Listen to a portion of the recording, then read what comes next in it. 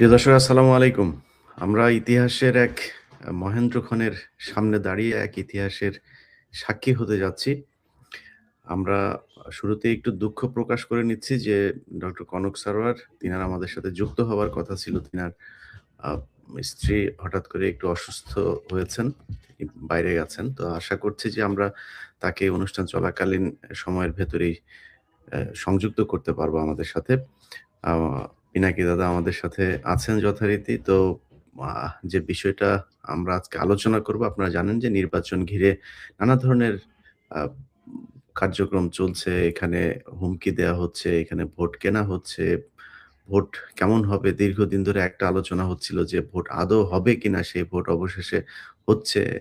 তারপরেও কিছু বিষয় তো আছেই। কিছুক্ষণ আগে আমরা কুমিল্লাতে দেখেছি যে জাত বাংলাদেশ জাতীয়তাবাদী দলের পক্ষ থেকে তাদের ঋণ খেলাপির দায়ে যে প্রার্থীর প্রার্থিতা বাতিল হয়েছে তাকে দল থেকে বহিষ্কার করা হয়েছে। কারণ আজকে তিনি হুমকি দিয়েছিলেন যে, যারা হাসনাত আব্দুল্লাহর পক্ষে কাজ করবে তাদের বাড়িঘরে হামলা চালানো হবে। কিছুক্ষণ আগে আমানুল্লাহ আমান তিনি বলেছেন যে, যারা দাঁড়িপাল্লার পক্ষে কাজ করছে তাদেরকে চিহ্নিত করে রাখতে। এইসব নানা ধরনের সংকট সংশয়ের মাথায় রেখেই আমাদের যে নির্বাচন সেটা হতে যাচ্ছে।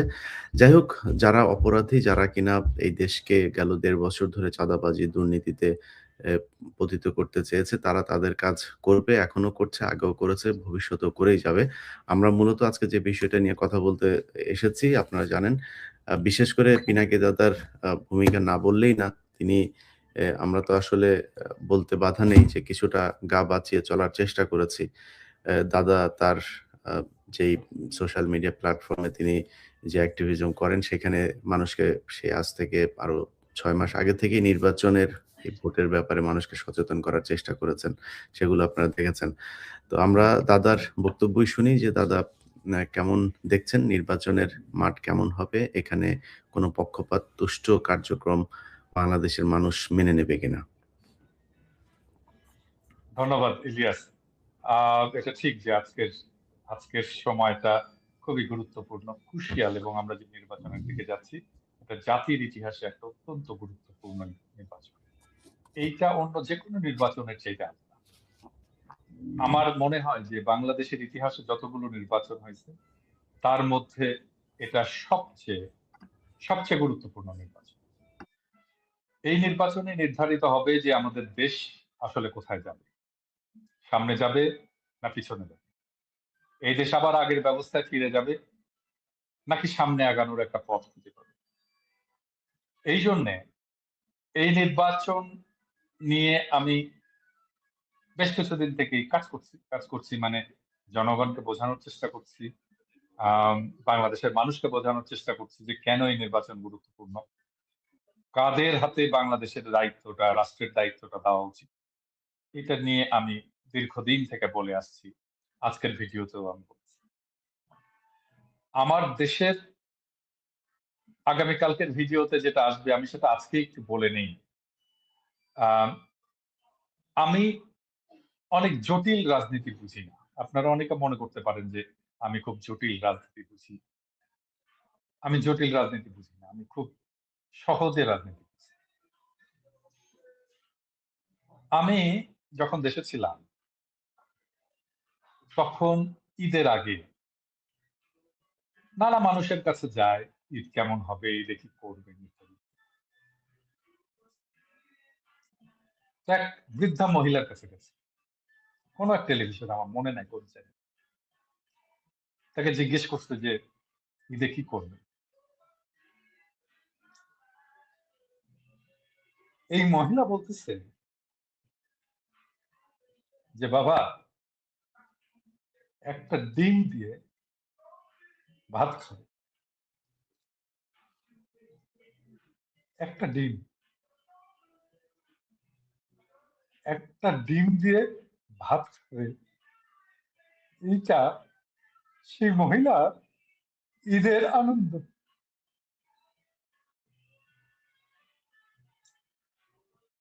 আমরা 55 বছরে একটা বালের দেশ বানাইছি। কেন? হাসিনার আমলে লুটপাট হয়েছে $234 বিলিয়ন। আমি জানি না $234 বিলিয়ন বলতে আপনারা বুঝতে পারতেছেন কিনা, এটা কত টাকা। বাংলাদেশের মতো 4টা দেশকে এক বছর খাওয়ানো যায় $234 বিলিয়ন দিয়ে। এটা কি শুধু হাসিনার 15 বছরের লুটপাট? এর আগে সবাই লুটপাট করছে, সবাই। মুজিব করছে, এরশাদ করছে, এমনকি জিয়ার আমলে লুটপাট হয়েছে, খালেদা জিয়ার আমলে লুটপাট হয়েছে, হাসিনার আমলে তো হয়েছে। কম হয়েছে হয়তো আগের সময়, হাসিনার আমলে হয়তো বেশি হয়েছে, কিন্তু লুটপাট থামে। এখন আমাদের দেশে যদি এই $234 বিলিয়ন থাকতো, আমাদের দেশ কি গরিব থাকে? আমরা তো গরিব না, আমাদেরকে গরিব বানায় রাখা হয়েছে। আমাদের দেশের সমস্যা তো অনেক কিছু, একটাই সমস্যা, করাপশন, দুর্নীতি। বাংলাদেশে যারা রাজনীতি করে সব কয়টা বদমাইশ, যারা ক্ষমতায় আসছে সব কয়টা বদমাইশ, চোর বাটপার, চোর বাটপারের রাজনীতি আসে। এখন বলতে পারেন তাহলে কি জামাত এবং এনসিপি তারাও চোর বাটপার? এই দলটাই, এই দুইটা দলই এখনো পর্যন্ত তাদেরকে কলুষ, দুর্নীতির কলুষ স্পর্শ করবে কিনা জানি না, ভবিষ্যৎ করলে করতে পারে, আমাদের দুর্ভাগ্য। কিন্তু এখনো পর্যন্ত এই দুইটা দল যারা কখনো দুর্নীতি করে। আমি মনে করি বাংলাদেশকে যদি বাঁচাইতে হয়, এই দুই দলের হাতে রাষ্ট্র ক্ষমতা দেওয়া ছাড়া আমাদের হাতে আর কোনো অপশন নেই।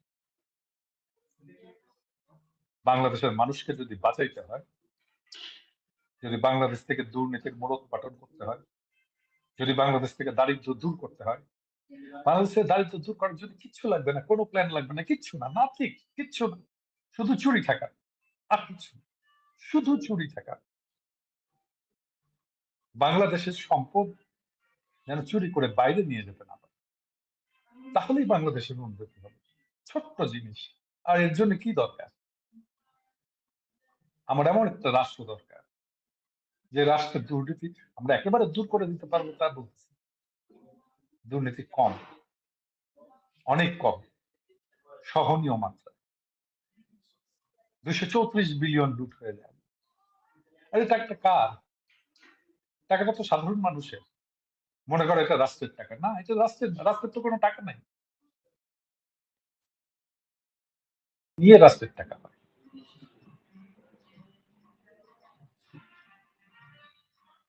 তাহলে এই নির্বাচনে যদি আমরা সেই আগের সেই দুর্নীতিগ্রস্ত এই দলকে, বিএনপি যে আজকে ইলেকশন করতেছে, ওদের 59% দুর্নীতিগ্রস্ত, ঋণ খেলা, ব্যাংকের টাকা মাইরে খেছে। ব্যাংকের টাকা তুই মাইরে খাস, তুই নির্বাচন করিস কোন সাহসে, কোন আক্কেল?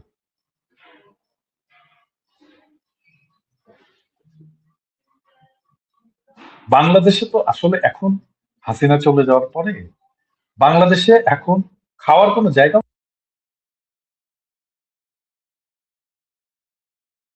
ও যে লুটপাট করবে, লুটপাটের জায়গাই নাই। বাংলাদেশের অবস্থা এখন, বাংলাদেশে এমন একটা রাষ্ট্র দরকার, এমন একটা সরকার, এমন একটা শাসন দরকার, যেই শাসনে, যে মন্ত্রীদের, যে সরকারে কাউকে 1 পয়সা ঘুষ দেওয়া যাবে না, এইরকম একটা শাসন দরকার। তাহলে বাংলাদেশ বাঁচবে। আমাদেরকে বাংলাদেশকে বাঁচাইতে হবে, এটাই একমাত্র সুযোগ। আমি জানি না বাংলাদেশের তরুণ সম্প্রদায়, তাদের কাছে হয়তো আরো সুযোগ আসতে পারে ইতিহাসে, কিন্তু আমাদের প্রজন্মের জন্য আর কোনো সুযোগ নেই। এটাই লাস্ট চান্স, এবং আমাদেরকে এই সুযোগে বাংলাদেশকে বাঁচাইতে হবে। এই ভোট বাংলাদেশকে বাঁচানোর লড়াই, এই ভোট বাংলাদেশকে বাঁচানোর ভোট। এবং আমরা চাই, আমার বিশ্বাস, বাংলাদেশের মানুষ এবার নেতৃত্ব চিনতে ভুল করবে না। জি, দাদা, আমরা তো আমাদের আলোচনায় অনেক বিষয় উঠে আসবে। আমার মনে হয় প্রসঙ্গক্রমে যদি আপনার বক্তব্যগুলো শুনি, আরো বেশি ভালো হবে। আমাদের সাথে এই মুহূর্তে আমি উম নির্বাচনের মাঠের যে অবস্থা সেটা তো মানুষের জানা প্রয়োজন।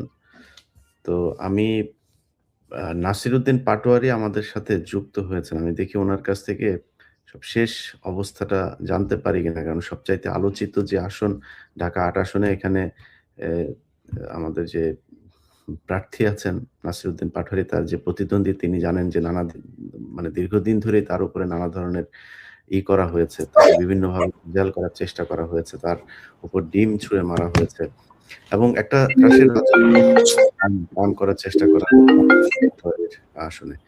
তো নাসিরউদ্দিন পাটোয়ারি আমরা আপনাকে স্বাগত জানাচ্ছি। পাটোয়ারি আমাকে শুনছেন? হ্যাঁ, হ্যাঁ, আমি শুনতে পাচ্ছি। আ নাসিরউদ্দিন পাটোয়ারি আমরা আপনাকে সবচাইতে বেশি বোধহয় আমরা গণমাধ্যমে দেখে থাকি। আপনার যে আসন সেখানে আপনার উপরে বেশ কয়েকবার হামলা হয়েছে। আপনি সবসময় খুব সহজ সরল ভাবে খুবই সাধারণ একটা নিয়ে আপনি সেগুলোকে মোকাবেলা করে যাচ্ছেন। আপনার ভেতরে কোনো উগ্রতা আমরা দেখি নাই। যাই হোক এই যে আপনি বিশাল ব্যাংকের মালিক এবং চাঁদাবাজের বিরুদ্ধে আপনি নির্বাচনে প্রতিদ্বন্দ্বিতা করছেন। আপনার নিশ্চয়ই আর্থিক একটা সংকটের ভেতরেও আপনি আছেন। তো এসব মিলিয়ে নির্বাচনী মাঠের প্রতিদ্বন্দ্বিতা কেমন লাগছে? জি, আসসালামু আলাইকুম সবাইকে। প্রথমে তো আমি বুঝি নাই। আমার মনে হচ্ছে যে আমি আফগানিস্তানে চলে এসেছি। এই জায়গায় একটি মাইন, ওই জায়গায় একটি মাইন। প্রত্যেকটা জায়গায় মাইন ডিফিউজ করতে হচ্ছে। এখন তো আমরা আরো অনেক মাইন খুঁজে পাচ্ছি। ঢাকা ১০ এর মধ্যে মাইন খুঁজে পাচ্ছি। ঢাকা ১৮ তেও খুঁজে পাচ্ছি। তো প্রথমে আমি যখন নির্বাচনী আমার প্রচারণা শুরু করি, আমার সাথে অনেকগুলা মিডিয়া জয়েন করে। তারা আমার বক্তব্যগুলা নেওয়া শুরু করে। এর মধ্যে অনেকে সাংবাদিক পরিচয়ে এসে জয়েন করে ওই পক্ষের এবং তারা আমাকে বিব্রত করে অনেকগুলা কোয়েশ্চেন শুরু করে। এরপরে দেখলাম যে সাধারণ ভোটার হিসেবে পরিচয়ে এসেছে এবং তারা বলে যে, "আমরা সাধারণ ভোটার, আপনাকে এই প্রশ্নগুলা করছি।" পরবর্তীতে আমরা খোঁজ নিয়ে দেখি, কোন জায়গায় যুবদলের সন্ত্রাসী, কোথাও ছাত্রদলের সন্ত্রাসী। তো আমি গুলিস্তানে বেসিক্যালি আমার যাত্রাটা শুরু হয়েছিল। এর আগেও আমরা দেখেছিলাম বাংলাদেশে অসংখ্য নির্যাতনের মধ্য দিয়ে আমরা যাচ্ছি। আমরা গুলিস্তানে প্রচারণা করতে গিয়ে ব্যবসায়ীরা ভাইরা বলল যে, "আমি সারাদিন অনেক কষ্টে ব্যবসা করি। রাস্তার পাশে হলো ফুটপাতে দোকানদারি করি। আমার দিনে ৳৫০০ ইনকাম হয়। আমি যখন বাসায় ফোন করি বলে যে, 'তুমি এত টাকা ইনকাম করো, টাকা কোথায়?' তো আমার তো প্রত্যেকদিন রাতে আসলে পকেট থেকে টাকা কেটে নিয়ে যায়।" তো ঢাকা আর তো একটা ফুটপাত অথবা ব্যবসায়ীদের একটা হাব। যার জন্য হলো আ এখানে অনেক ব্যবসায়ী যারা হলো দীর্ঘদিন ধরে নিপীড়িত হয়ে আসছে, তারা আমার কাছে কথাগুলা বলা শুরু করল। এবং আমি যখন ক্যাম্পেইন শুরু করি সবাই আমাকে মেসেজ দিয়েছিল যে, "শহীদ ওসমান হাদি ভাই যেভাবে ক্যাম্পেইন করেছিল ওইভাবে করতে হবে।" এবং সেজন্য আমি ফজর থেকে এশা পর্যন্ত প্রত্যেকটা মসজিদে গিয়ে থাকি এবং সেখানে অনেক মানুষের সাথে আমার ক্লোজলি কথা হয়েছে। দুঃখ, দুর্দশা বলা শুরু করল। কাকে সন্ত্রাসী অ্যাটাক করা হয়েছে, কাকে কি করা হয়েছে। এরপরে আমরা আমাদের গল্পগুলো পাওয়া শুরু করলাম। সেই গল্পগুলোর মধ্যে আমরা দেখা শুরু করলাম যে, এখানে একজন কমিশনার ছিল যে সন্ত্রাসী কার্যক্রম করে শুরু করে তার জার্নি শুরু করেছে। এরপর আমি খোঁজ পাইলাম যে তাকে রেলের জায়গাটা কে দিয়েছিল, কে দখল করেছিল, কোন, কোন জায়গায় দখলদারিত্ব চালিয়েছিল। তো মোটা দাগে যে জিনিসটা আমরা ভয়েস রেইজ করার চেষ্টা করেছি সেটা হলো বাংলাদেশের দুর্বৃত্তায়নের যে রাজনীতি, সেই রাজনীতিটা তারা অ্যাকচুয়ালি গুলিস্তান থেকে যে চাঁদাটা উঠে অথবা আপনার যদি মোবাইল এবং মানিব্যাগ হারিয়ে যায়, যেই টাকাটা হয় ওই টাকাটা তারেক রহমান পর্যন্ত যাচ্ছে। এটা হলো বিএনপির পলিটিক্যাল ফাইন্যান্সিং সিস্টেম। সো এটা যদি আমরা বাংলাদেশে এই ধরনের দুর্বৃত্তায়নের যদি সিস্টেমটা চলে, আদৌ আমাদের কোনো যে আমরা গণ-অভ্যুত্থানের পরে যে রাজনীতিটা করতে চেয়েছিলাম, সেটা কিন্তু আমাদের অধরা একটি স্বপ্ন থেকে যাবে। সেজন্য প্রথমত আমাদের এই দুর্বৃত্তায়নের রাজনীতিটা ভাঙতে হবে। আপনি দেখেছেন মঞ্জুরুল আহসান মুন্সী। এটা টোটালি একজন সন্ত্রাসী লোক এবং ঋণ খেলাপি। তারপরে আসলাম চৌধুরী ঋণ খেলাপি লোক। তাকে নমিনেশন দিয়েছে এবং যারা নমিনেশন দিয়েছে মির্জা ফখরুল সাইন করেছে। উনি কি জানতো না উনি যে ঋণ খেলাপি? জানতো। তারপরেও তাকে দিয়েছে। ২ টা বিষয় থাকতে পারে। একটা হলো চাপে পড়ে দিয়েছে, তাহলে দলের কন্ট্রোল নাই। আরেকটা বিষয় হলো যে না উনিও এখান থেকে ভাগ পেয়েছে। যদি দলের কন্ট্রোল না থাকে, তাহলে এটা সকল দেশবাসীর সামনে স্বীকার করুক যে আমরা অনেকগুলা গুন্ডা মাস্তান আমাদের দলের মধ্যে ঢুকে পড়েছে। আমাদের তাদের উপরে কন্ট্রোল নাই। তারাই আমাদেরকে চালিয়ে থাকে। আমরা রাজনীতি করি না। গুন্ডা মাস্তানরা হলো এই রাজনীতি দখল দিয়েছে। তো আমরা হাসিনা আমলে শুনতাম যে ব্যবসায়ীরা হলো রাজনীতি দখল দিয়েছে। এখন হলো গুন্ডা, মাস্তান, সন্ত্রাসী, চোর, বাটপার, ছ্যাচ্চর যত ধরনের লোক আছে তারাই নমিনেশন পেয়েছে যেটা আমরা আশা করি নাই যে গণ-অভ্যুত্থানের পরে তারেক রহমান দেশে আসবে, একটা পরিবর্তনের সূচনা হবে। সবার মধ্যে কথা হচ্ছিল যে একটি পরিবর্তন হয়ে যাবে। উনি বিদেশে গিয়ে অনেক ভদ্র হয়ে গিয়েছেন। কিন্তু পুরো জেনারেশন এটাতে আশাহত হলো এবং আমাদেরকে অনেকে বলেছিল যে দেখবা তোমাদেরকে হতাশ করবে, পুরা দেশবাসীকে হতাশ করবে। এটা হলো একটা ফাফা বেলুন। কিন্তু সেটাই আমরা সত্যিকার অর্থে দেখতে পেলাম। প্রত্যেকটা জায়গায় এই ধরনের সন্ত্রাসী কার্যক্রম চালাচ্ছে। আমাদের গতকালকে আমাদের ক্যাম্পে হামলা করেছে। ছুরি দিয়ে হলো পোঁচ মেরে চলে গেছে এবং সেখানে আমাদের ৪ জন আহত হয়েছে। আমরা থানায় সেখানে মামলার নথিপত্র দাখিল করেছি যে কি ওয়েতে আমাদের উপর হামলা করেছে। এবং বিভিন্ন জায়গায় মানুষ আমাকে লিখে পাঠাচ্ছে, অমুক বাজারে কে চাঁদাবাজি করছে, অমুক লাইন। তো উনি হলো এখানে ভাগ করে দিয়েছে যে কারো হলো কাঁচা বাজার, কারো হলো মাছ বাজার, কারো হলো গুলিস্তানের এই মার্কেট, কারো হলো এই আনারকলি মার্কেট। ঢাকা হাটে এইভাবে একটা হলো চক্র তৈরি করেছে। এবং এই চক্রটার যে টাকাগুলা উঠে থাকে এখানে হলো যুবদল, ছাত্রদল তাদেরকে দিয়ে থাকে। এই ধরনের রাজনীতিটা মেইনটেইন করে থাকে। আর তারেক রহমানের যে ফাইন্যান্সিয়াল সিস্টেম সেখানে হলো মির্জা আব্বাসের বড় একটি অবদানের জায়গা, যেটা ঢাকা ৮ থেকে গিয়ে থাকে এবং ঢাকা ৮ থেকে যে সন্ত্রাসী রাজত্ব এখানে চলে, এটা পুরা বাংলাদেশে কিন্তু ছড়িয়ে পড়ে এই নেটওয়ার্কটা। আমি ঐদিন মতিঝিলে গিয়েছি। তো ওইখানে একটা ক্লাবে ঢুকেছি। ওইটা ক্লাবটা মোটামুটি ভালো। তো বললাম বাকি ক্লাবের কি অবস্থা? বলল যে যেখানে শিক্ষা অথবা মানুষ স্পোর্টস একটু আড্ডা দিবে, সোশ্যাল কানেক্টিভিটি, সেখানে হলো জুয়া ব্যবসা করে এবং এই জুয়ার ব্যবসা দিয়ে কিছু সন্ত্রাসী পালে। এই সন্ত্রাসীদের দিয়া কখনো যদি কোথাও প্রবলেম হয় তাদেরকে ডাক দেয়, এই আমাকে বাঁচাতে হবে এবং তারা এসে মানুষের মধ্যে একটা আতঙ্ক ছড়িয়ে দেয়, সন্ত্রাসী কার্যক্রম করে। এভাবেই হলো ঢাকা আটকে একটা সন্ত্রাসের রাজত্ব বানানো হয়েছে এবং নট অনলি ঢাকা আট, পুরো বাংলাদেশকে এই ধরনের সন্ত্রাসী রাজত্বের জায়গা বানানো হয়েছে। আপনি দেখেছেন যে আমাদের যে বাংলাদেশ ব্যাংক দল বল নিয়ে সদল বলে সবাই ঢুকে পড়েছে বাংলাদেশ ব্যাংকের ভিতরে। তো এটা আসলে বাংলাদেশে সম্ভব। এটা অন্য আগে দেখেছিলাম যে ইন্ডিয়া বাংলাদেশ থেকে রিজার্ভ চুরি করে নিয়ে যায়। এখন হলো এখানে দলবল নিয়ে উইদাউট, আপনি ঠিক আছে আপনি আইটি সেক্টর দিয়ে সিস্টেম গড়লেন। কিন্তু যে অফিসার আছে সে তো পাসওয়ার্ড জানে। তার মাথায় গিয়ে ব্যাংকের মধ্যে পিস্তল ঠেকালেন। তাহলে তো সে পাসওয়ার্ড দিতে বাধ্য হবেই। তো এটা তো আসলে কোনো দেশ না। এমন দেশ তো আসলে আমরা চাই না। মুক্তিযুদ্ধে যে সাম্য, মানবিক মর্যাদা, ন্যায় বিচার এবং ৯০ এর যে ডেমোক্রেটিক একটি বাংলাদেশ আর ২৪ এর যে বৈষম্য বিরোধী একটি বাংলাদেশ, সর্ব মিলিয়ে আমরা একটি মর্যাদাকর বাংলাদেশ চেয়েছিলাম। সেই আশাটা আমাদের আর আসলে এদের দ্বারা হবে না বলে আমরা মনে করি। তো আমাকে একজনে বলেছে বিএনপির ভাগ্য হবে ২ টা। একটা হলো যে এমনিই তো তাদের চাঁদাবাজির অবস্থা খারাপ। আমি একটা সময় বলেছিলাম যে সর্বোচ্চ ৮০ থেকে ১০০ আসন পাবে টেনে টুনে। ওই সময় আমাকে অনেকে হাস্যরসাত্মক কথা বলেছিল। কিন্তু বাস্তবে তাই ঘটছে। আমরা যারা বাংলাদেশে আছি দেখতেছি যে মানুষ ট্রেনে করে, ট্রলারে করে, লঞ্চে করে সব জায়গায় হলো দাঁড়িপাল্লা, শাপলাকলি স্লোগান দিয়ে আনন্দ। ঈদও এত ঢাকা ফাঁকা থাকে না। পুরো ঢাকা আজকে আমি কয়েক জায়গায় গিয়েছিলাম আমার পার্সোনাল কাজে। পুরো ঢাকা ফাঁকা। মানুষ ভোট দিতে চলে গিয়েছে। আনন্দ উল্লাস। কিন্তু যখন মানুষ ভোট দিতে গিয়ে দেখবে যে সেখানে কোনো ভোট ডাকাতি হচ্ছে, ভোট কেনা হচ্ছে, তখন কিন্তু আমরা সবাইকে প্রস্তুতি নেওয়ার আহ্বান জানিয়েছি যে বাঁশ নিয়ে আপনারা রেডি থাকবেন। যেখানে ভোট কেন্দ্রে কোনো চাঁদাবাজি, সন্ত্রাসী, দখলদার ভোট ডাকাতি করতে আসবে, আমরা যেরকম গণ-অভ্যুত্থানের পরে ডাকাত ঠেকিয়েছিলাম, সেইভাবে তাদেরকে রুখে দাঁড়াবেন। তো আলহামদুলিল্লাহ ব্যবসায়ীরা প্রস্তুত হচ্ছে, মানুষের মধ্যে সচেতনতা আসতেছে এবং মানুষ নিজেদের প্রস্তুতি নিচ্ছে। একটু আগে ২ জন আ মা আমার সাথে দেখা করতে আসলো। একজনের ক্যান্সার, অর্থাৎ উনি অনেক অসুস্থ। তো উনি ঢাকা ৮ এর ভোটার না, উনি ঢাকা ৯ এর ভোটার। তো এসে উনি কান্না করে দিয়েছে আমার সামনে। বলতেছে যে, আমরা অনেক নির্যাতিত হয়েছি, নিপীড়িত হয়েছি। আরো অনেক ছোট ভাই অনেকগুলো আসলো এখানে শাহজাহানপুর থেকে। বলল, "আমরা ধানের শীষ ব্যাচ পরে শাপলাকলির মার্কায় ভোট দিতে যাবো। কারণ আমরা যে ওইখানে কথা বলবো এই পরিস্থিতি রাখে নাই।"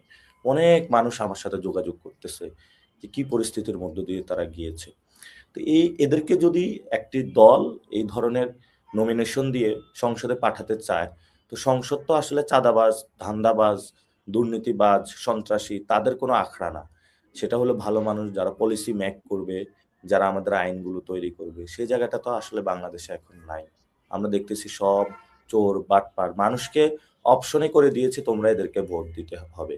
এখন একটা লোক ২১০০ কোটি টাকা ঋণ খেলাপি এবং সে যায় ইলেকশন করতেছে। সে যদি ইলেকশন করে তো তাহলে বাকি যে প্রার্থী তার তো তাহলে ইলেকশন করার কোনো ক্যাপাসিটি থাকবে না। মানুষকে টাকা পয়সা সব দিয়ে। মানুষ অনেক সচেতন হয়েছে। এবার মানুষ মাসল পাওয়ার এবং টাকাকে না বলা শুরু করেছে। এবং তারা অনেক কুৎসা রটনায় যে আপনাদেরকে নিয়েও কথা বলা শুরু করে যে বিদেশ থেকে নাকি আপনারা সোশ্যাল মিডিয়াতে উস্কানি দিচ্ছেন। তো তাহলে তারা ফাইট করুক, কথা বলুক, ভিজিবল এভিডেন্স আনুক, কোন জায়গায় কথা বলছে, কোন জায়গায় আসলে আপনারা কোনো রং ইনফরমেশন দিচ্ছেন কিনা। প্রত্যেকটা তো ভিজিবল ভিডিও দিচ্ছেন। একটু আগে দাদা একটা ভিডিও শেয়ার করলেন যে চাঁদাবাজদের সবাই ঐক্যবদ্ধ হয়ে দৌড়ানি দিয়েছে। এগুলো তো বাংলাদেশের ভিজিবল ঘটনা। মানুষ মুখ খোলা শুরু করেছে। আমরা মনে করি যে যদি তারা সংশোধন না হয় তাহলে হাসিনার মতনই অবস্থা হবে তাদের। হাসিনার তো ইন্ডিয়া পালিয়ে যাওয়ার জায়গা আছে, তাদের আসলে বঙ্গোপসাগরে যাওয়া ছাড়া তার কোনো উপায় থাকবে না এবং মানুষের হাতে চরম দোলাই খাবে। যেভাবে চোর বাটপার গুলিস্তানে কেউ যদি ধরতে পারে আচ্ছা মতন যেভাবে কেলায় ধুলা দেয় ওইভাবে মানুষ হলো রাস্তার মধ্যে রেখে এভাবে ধুনা দিবে। যে আজকে অলরেডি আমরা নাসিরউদ্দিন পাটোয়ারি এরকম একটা ভিডিও ফুটেজও দেখেছি ঢাকাতেই। তো ইনশাল্লাহ এরকম একটা পরিস্থিতি হবে। আপনাকে অনেক অসংখ্য ধন্যবাদ পাটোয়ারি। আপনি ইলিয়াস ভাই আরেকটা বিষয় অ্যাড করার ছিল, জি ইফ ইউ অ্যালাউ মি। আমি আজকে যেটা বুঝলাম আমাদের 110টা কেন্দ্র আছে ঢাকা 8-এ, অন্য জায়গায় তো আরো বেশি। সেখানে যেটা দেখলাম যে প্রত্যেকটা কেন্দ্রে তারা যে প্রিপারেশন নিচ্ছে 300-400 করে লোকের প্রিপারেশন নিচ্ছে এবং সবাইকে টাকা দিয়ে প্রস্তুত করা শুরু করেছে। পোলিং এজেন্টদেরকে বলতেছে যে 9টা থেকে 11টা পর্যন্ত সব কেন্দ্র দখল করে ফেলতে হবে, বাকিটা পরেরটা আমরা দেখব। এবং সেখানে আমাদেরও অনেকে আছে তারা আইসা বলতেছে যে আমাদের এই ধরনের ইনস্ট্রাকশন দিচ্ছে। তাহলে আমাদের মতন যারা প্রার্থী আছি আমাদের তো যদি আমার যদি আমি 100 করেও স্বেচ্ছাসেবক দেই এবং সেই মানুষগুলো যদি কেন্দ্রে যায়, আমি যদি তাদের খাওয়া দাওয়ার ব্যবস্থা করি তাহলে তো আমার হলো 1.5 কোটি টাকা 2 কোটি টাকা বাজেটের প্রয়োজন হয়। তাহলে আমি 2 কোটি টাকা কি মানুষ থেকে চুরি করব? আমি তো চুরি করতে পারবো না। এজন্য আমি ঢাকা আর পুরো বাংলাদেশের মানুষকে বলবো আপনারা নিজ নিজ থেকে স্বেচ্ছা বাহিনীর ভূমিকা পালন করুন। আপনারা ভোট কেন্দ্রে যাবেন, ভোট কেন্দ্রের সামনে দাঁড়িয়ে থাকবেন, আপনারা নিজের খাবার নিয়ে যাবেন, জায়নামাজ নিয়ে যাবেন, নামাজ পড়ার দরকার হলে ওইখানে নামাজ পড়বেন, ভোট দিবেন, ভোট রক্ষা করবেন। আপনি এত কষ্ট করে আপনার সন্তানের জন্য একটি বাংলাদেশ গঠন করতে চাচ্ছেন, আপনার মা বাবার জন্য, সকলের জন্য দোয়া করবেন যাতে আমরা এমন একটি বাংলাদেশ গঠন করতে পারি। জি আমরা ফাইট করে যাচ্ছি, সারা দেশের সারা দেশে হচ্ছে। সারা দেশের মানুষের আপনাদের জন্য দোয়া আছে এবং আমি ওনার এই বক্তব্যের সাথে একটু অ্যাড করি। সেটা হচ্ছে যে নাসিরউদ্দিন পাটোয়ারি, আমি আপনাকে বিদায় দিচ্ছি। আপনার যেহেতু অনেক ব্যস্ততা, আপনি চলে যান। আমরা ইনশাল্লাহ বাকি কথা যেগুলো আছে সেটা দাদা আছে, আমরা আছি, আমরা বলছি। পাটোয়ারি তোমার ভূমিধ্বজ বিজয় হবে, শুধু তোমার না, নাহিদের ভূমিধ্বজ বিজয় হবে, হাসনাত আব্দুল্লাহর ভূমিধ্বজ বিজয় হবে, সার্জিসের ভূমিধ্বজ বিজয় হবে। তোমাদের এনসিপি আমি মনে করি মোর দেন 95% জিতে আসবে। 100% হয়ে গেল ওইটা অবাক হওয়ার কিছু থাকবে না। সবার জন্য দোয়া রাখলো। আর তুমি যেহেতু স্বরাষ্ট্রমন্ত্রী হবা, শপথ নেওয়ার আগে আমার সাথে বসবা, অ্যাটলিস্ট কি করতে হবে আমি এটা তোমাকে একটু কিছু কথা তোমাকে বলবো আর সাজেশন দেবো। এবং আমি তুমি আগামী স্বরাষ্ট্রমন্ত্রী, আমার আগাম অভিনন্দন গ্রহণ করো। জি দাদা, আমরা আলোচনায় যাব। এর মাঝে মাঝে আমরা হয়তো বিভিন্ন আসনের থেকে 2-1 প্রার্থীকে আমরা যুক্ত করতে পারি। আমি কয়েকজনকে বলে রেখেছি। যাক, প্রিয় দর্শক, আপনাদেরকে একটা বিষয় আমার জায়গাটা পরিষ্কার করি। আজকে বাংলাদেশের যে পরিস্থিতি, এই পরিস্থিতিটা আপনারা দেখছেন আমি এবং পিনাকি দাদা আমরা বিশেষ করে খুব সরাসরি একটা পক্ষ নিয়েছি। এটা যদি আপনারা মনে করেন দেশ রাজনৈতিক দলকে আমরা প্রাধান্য দিয়েছি, কারোর বিরুদ্ধে কাজ করতে চেয়েছি। আসলে আমাদের বিরুদ্ধে তো অভিযোগ আছেই। আমরা বোধহয় জামাতের কাছ থেকে টাকা পয়সা নিয়ে তারপরে বিএনপির বিরুদ্ধে বলি। আবার অনেক সময় বিএনপির কাছ থেকে নিয়ে জামাতের বিরুদ্ধে বলি।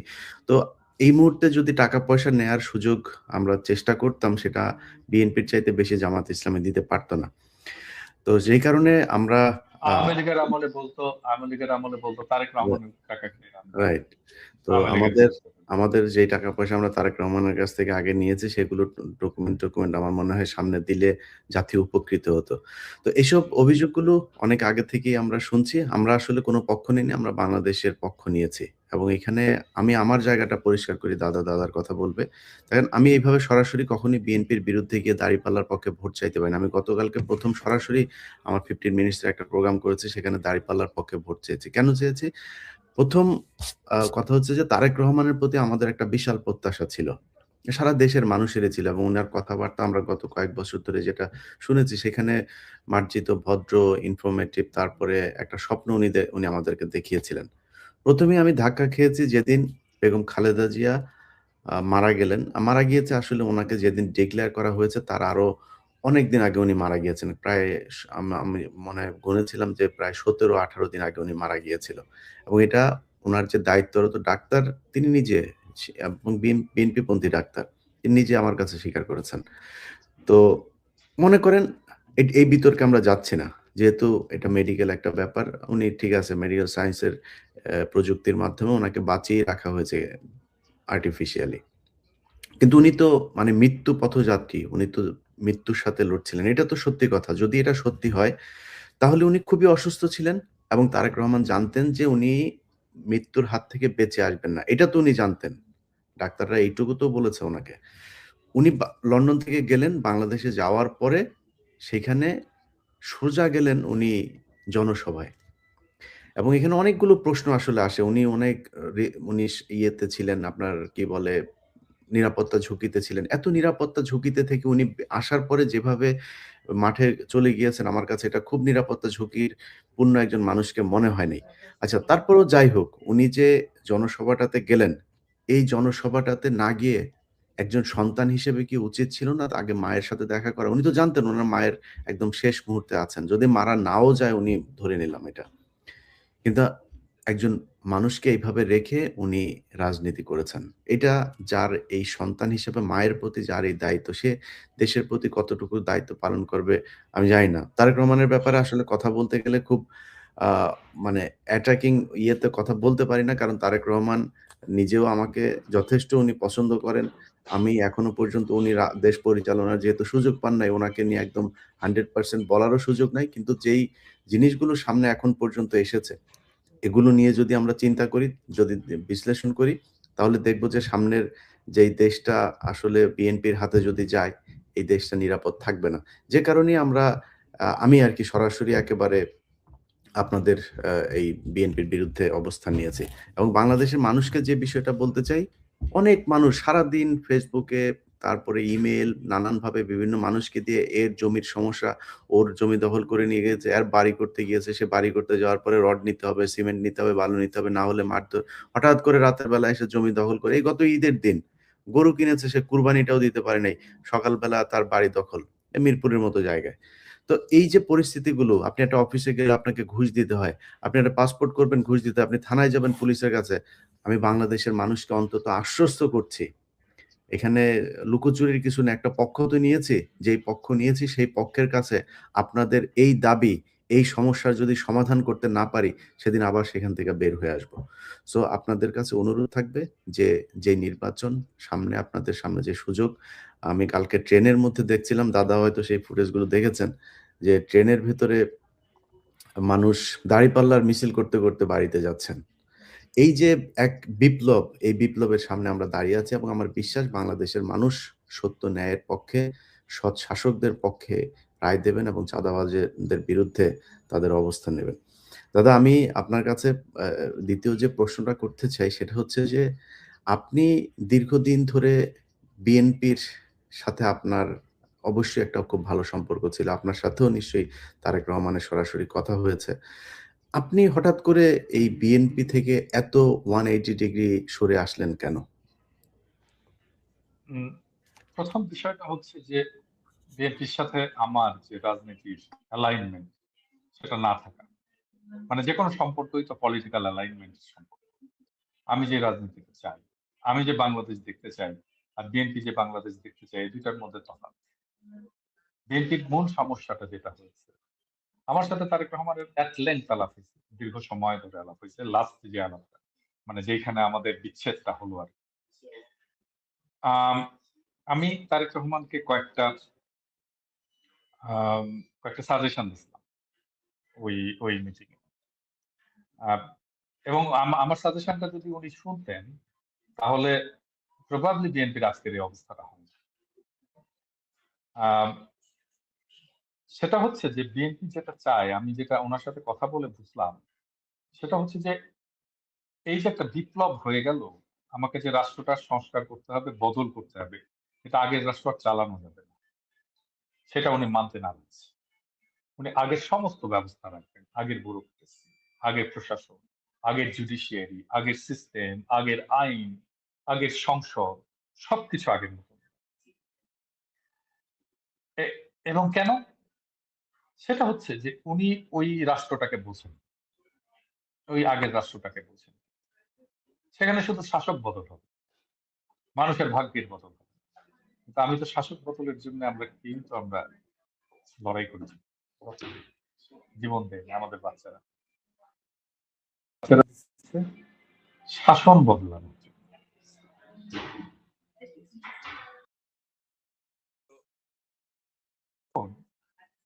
আমি বুঝে গেলাম যে উনি এটা করবেন না, তখন তো তার সাথে থাকার আর কোনো উপায় নেই।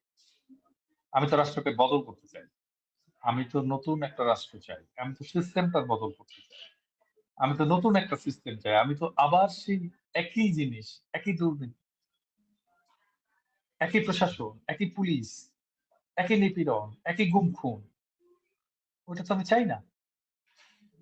তাহলে ওইটা বদলের জন্য ওনার চিন্তা কি? ওনার কোনো চিন্তা নেই। আমি এবার বলি ওনাকে আমি আসলে কি কি সাজেশন দিয়েছিলাম। প্রথম সাজেশনটা ছিল যে দেখেন, আপনি 4 দলকে রিভাইভ করেন, 4 দলকে রিভাইভ করেন, ডাকেন সবাইকে, দেখে আপনি আপনি আপনার জাতির বিবেক হন, ক্ষমতায় যাওয়ার দরকার নেই, আপনি ক্ষমতার উপরে চলে যান। আপনি 4 দলকে ডেকে এটাকে রিভাইভ করে আপনি বলেন যে আপনারাই চালান, আমার দল আপনাদেরকে সমর্থন দেবে, আমি আপনাদেরকে সাপোর্ট, দেশ আপনারা চান, আমরা একসাথে দেশ চালাই। আমাকে সামনে নিতে হবে না, আমি পিছনে থাকি, আমি পিছনে থেকে আপনাদেরকে সাপোর্ট। এই কথাটা যে লিডার বলবে তাকে ছাড়বে, তার অনুসারী না ছাড়বে না। আমি তো আমার লিডারশিপটাকে এস্টাবলিশ করতে, আমি আর একটা সাজেশন দিয়েছিলাম ছাত্র দলকে ডিসলভ করে বৈষম্য বিরোধী ছাত্র আন্দোলনে যোগ দেওয়ার জন্য। কারণ ছাত্র দলে কোনো রিক্রুটমেন্ট নাই, ফ্রেশ ব্লাড নাই, এই সংগঠন তো চলবে না, এই সংগঠন থাকবেও না। তাহলে আমাকে ছাত্রদলকে রিভাইভ করার জন্য কি করতে হবে?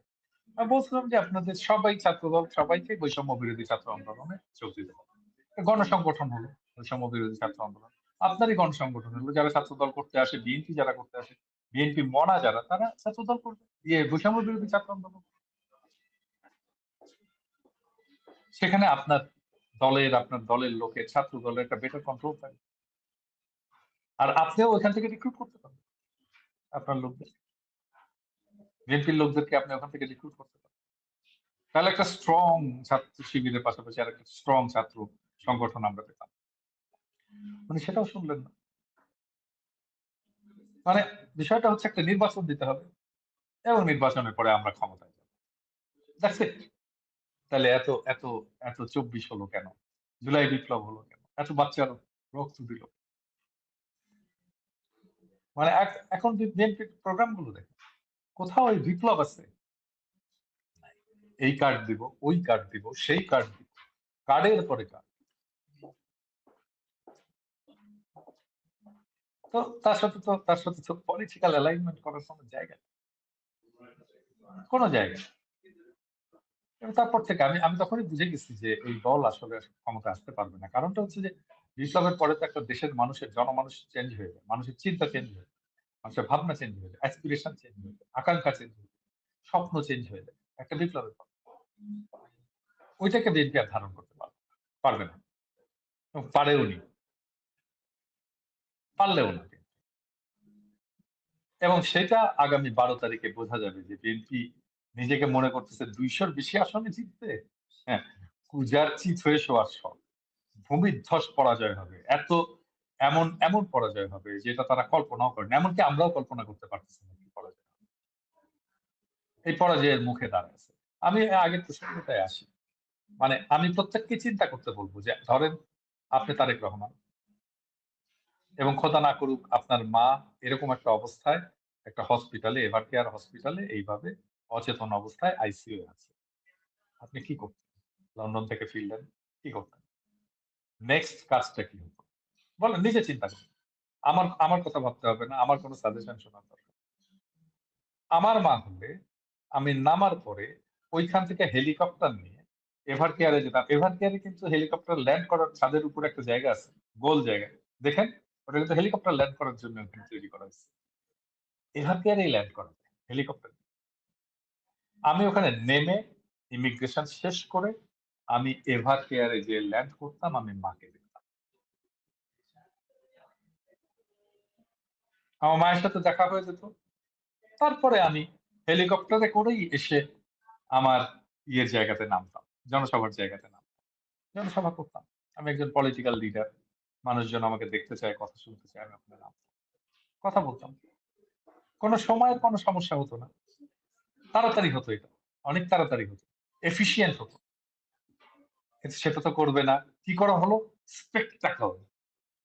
প্রচুর আর্মি, হাজার হাজার আর্মি তাকে পাহারা দিয়ে নিয়ে যাচ্ছে। ওরে বাপ রে বাপ! এরকম সিকিউরিটি ট্রাম্পও পায় না, দুনিয়ার কোনো মানুষ পায় না। দেখাইতে হইল যে আমি একজন বিশাল কিছু তালেবর এসে গেছি বাংলাদেশকে রক্ষা করার জন্য। দাদা হ্যাঁ, দাদা আমরা আমরা ফাঁকে একটু আমাদের সাথে কয়েকজন প্রার্থী যুক্ত আছেন, হ্যাঁ? ওনাদের কাছ থেকে 1 মিনিট 2 মিনিট করে একটু বক্তব্য নিয়ে নেই। ওনারা যেহেতু ব্যস্ত আছেন, একটু ছেড়ে দেই, হ্যাঁ? আচ্ছা। আচ্ছা, ইলিয়াস, আমি হয়তো আর একটা প্রশ্নের জন্য থাকতে পারবো। তুমি তো জানো হুম। যে আমার আমি এখানে একটা কাজের মধ্যে আছি। হ্যাঁ, না, না, ঠিক আছে, ঠিক আছে। আমি ওনাদেরকে একটু করে আমরা শর্টেই ছেড়ে হ্যাঁ, দিব। তুমি নাও আমাদের নাও সাথে একজন। আমরা ব্যারিস্টার আরমান ভাই যুক্ত হয়েছেন। ব্যারিস্টার আরমান ভাই, আ জি, আরমান ভাই, আপনার এখানে কি অবস্থা? নানান ধরনের চাপগুলো ছিল, সেগুলো কতটা কাটিয়ে উঠেছেন? আলহামদুলিল্লাহ, মানুষের ভিতরে আমরা ব্যাপক সাড়া লক্ষ্য করছি, এবং যদি তারা শুধু নিরাপদে ঘর থেকে বেরিয়ে ভোট দিয়ে নিরাপদে ঘরে আসতে পারে, এবং যেই মার্কা তারা ভোট দিয়েছে সেই মার্কা যদি কাউন্ট হয়, তাহলে তো আমরা একটি গণবিপ্লব আশা করছি। কিন্তু আমরা প্রশাসনের ভিতরে ব্যাপক পক্ষপাতিত্ব দেখতে পাচ্ছি। আজকে আমার একটি বড় কেন্দ্রে যেখানে 26,000 ভোট, সেখানে ইলেকশন কমিশন সিসিটিভি ক্যামেরা লাগিয়ে গিয়েছে। আজকে সিটি কর্পোরেশনের লোক সেটা খুলে ফেলার চেষ্টা করেছে। আমার লোকজন নিয়ে সেখানে তাদের সাথে মানে বাধা দিয়েছি। প্লাস আমি যখন সহকারী রিটার্নিং অফিসারকে ফোন করলাম, তারা বললো যে আমরা এখান থেকে খুলে যেখানে প্রয়োজন সেখানে নিয়ে যাবো। আমি বলি, কোথায় সেটা? সেটা আমার পরে জানাবো। কোনো মতো সদুত্তর দিতে পারেনি। পরে আমি সাথে সাথে জুডিশিয়াল ম্যাজিস্ট্রেট, সাংবাদিক, সব জায়গায় যখন করলাম, লোকজন জড়ো হয়ে গেল, তখন তারা না খুলে চলে গেছে। কেমন করে একজন মানে একটি সরকারি পোলিং স্টেশনের ভিতরে ঢুকে সিটি কর্পোরেশনের লোক ইলেকশন কমিশনের লাগানো সিসিটিভি ক্যামেরা খুলে নেওয়ার উদ্যোগ গ্রহণ করতে পারে, এটাই তো আমার বুঝে আসে না। আমি যখন সবাইকে ইনফর্ম করলাম, এখন পর্যন্ত কারোর বিরুদ্ধে কোনো ব্যবস্থা নেওয়া হয় নাই। শুধু জুডিশিয়াল ম্যাজিস্ট্রেট, একজন হিন্দু মহিলা আছেন, উনি খুব সাহসিকতার ভূমিকা রেখেছেন। উনি বলেছেন যে একবার লাগানো হয়েছে, এখন সর্বোচ্চ জায়গা থেকে এটা খোলা যাবে না। আমি শুধু একটা উদাহরণ দিলাম। আমার 173টা কেন্দ্র রয়েছে। আমার ওই কেন্দ্রের আশেপাশে লোক ছিল বলে তারা খেয়াল করেছে। আজকে রাতের অন্ধকারে কয় জায়গায় কি হচ্ছে আমি কিছুই বলতে পারবো না। তো আমার খুবই বড় আশঙ্কা যে কোথায় কি হচ্ছে আমি জানি না। ধন্যবাদ।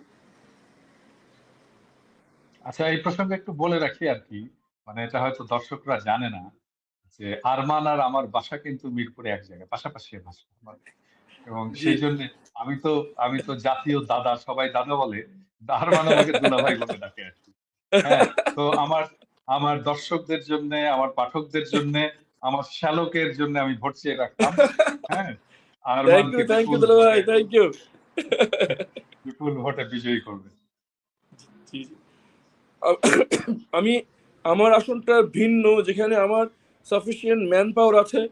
ইনশাল্লাহ যদি কেউ বল প্রয়োগ করতে পারে, আমি জানি না কি করতে পারবো, কিন্তু আমার লোকরা জীবন দিয়ে দাঁড়িয়ে থাকবে।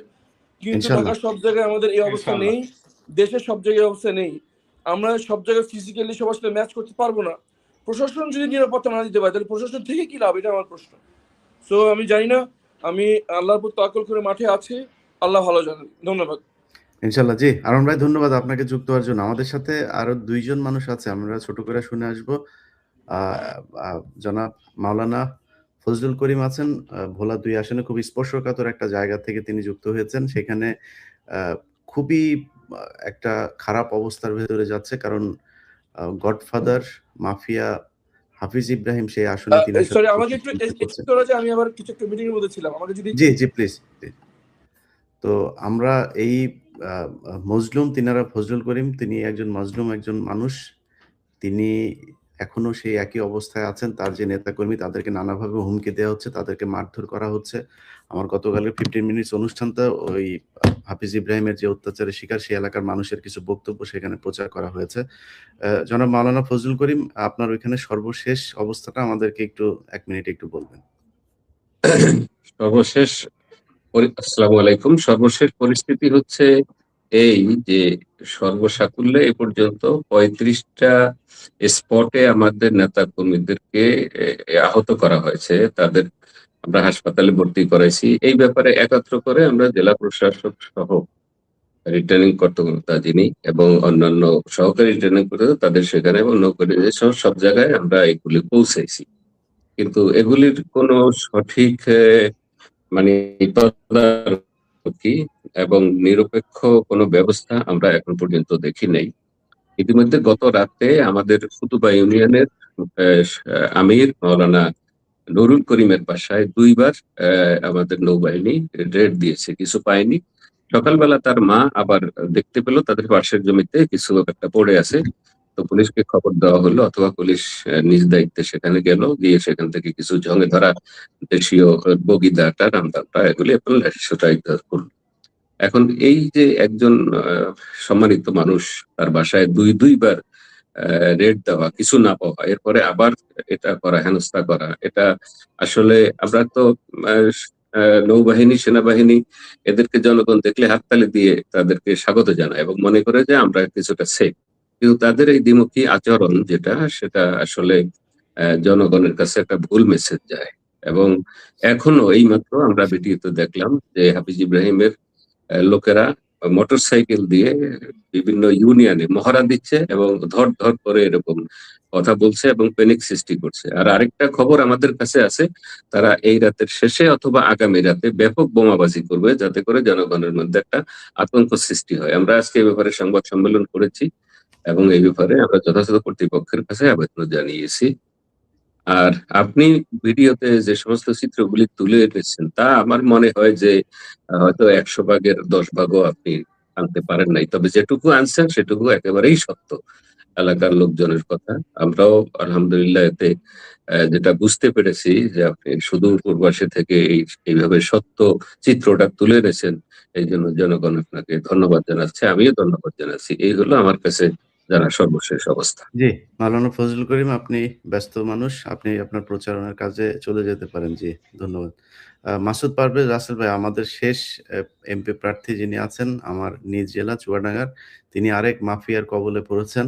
সেখানে গোল্ড স্মাগলার যে দিলীপ আগারওয়ালা, ডায়মন্ড ওয়ার্ল্ডের, সেই দিলীপ আগারওয়ালার খুব ঘনিষ্ঠ বন্ধু এবং ব্যবসায়িক পার্টনার টরিকের ভাই হচ্ছে শরীফুজ্জামান শরীফ, আমাদের এখানের এমপি নির্বাচন করছেন। তিনি ধানের শীষ প্রার্থী। এই বিষয়টা আমি নিজে তারেক রহমানকেও জানিয়েছিলাম, তাদের দলের নীতি নির্ধারণী তাদেরকেও জানিয়েছি। তারা কেউ এটার ব্যাপারে কোনো ভ্রুক্ষেপ করে নাই, না করে সেখানে সেই সন্ত্রাসীকেই ধানের শীষ মার্কার মনোনয়ন দিয়েছে। যার ফলশ্রুতিতে দেশের এলাকার মানুষের ভেতরে যেই অবস্থাটা এখন, তিনি আসলে কত ভোট পেয়ে হারবেন এটার সংখ্যাটা এখন যেটা দাদা বললেন যে অনুমান করা যাবে না।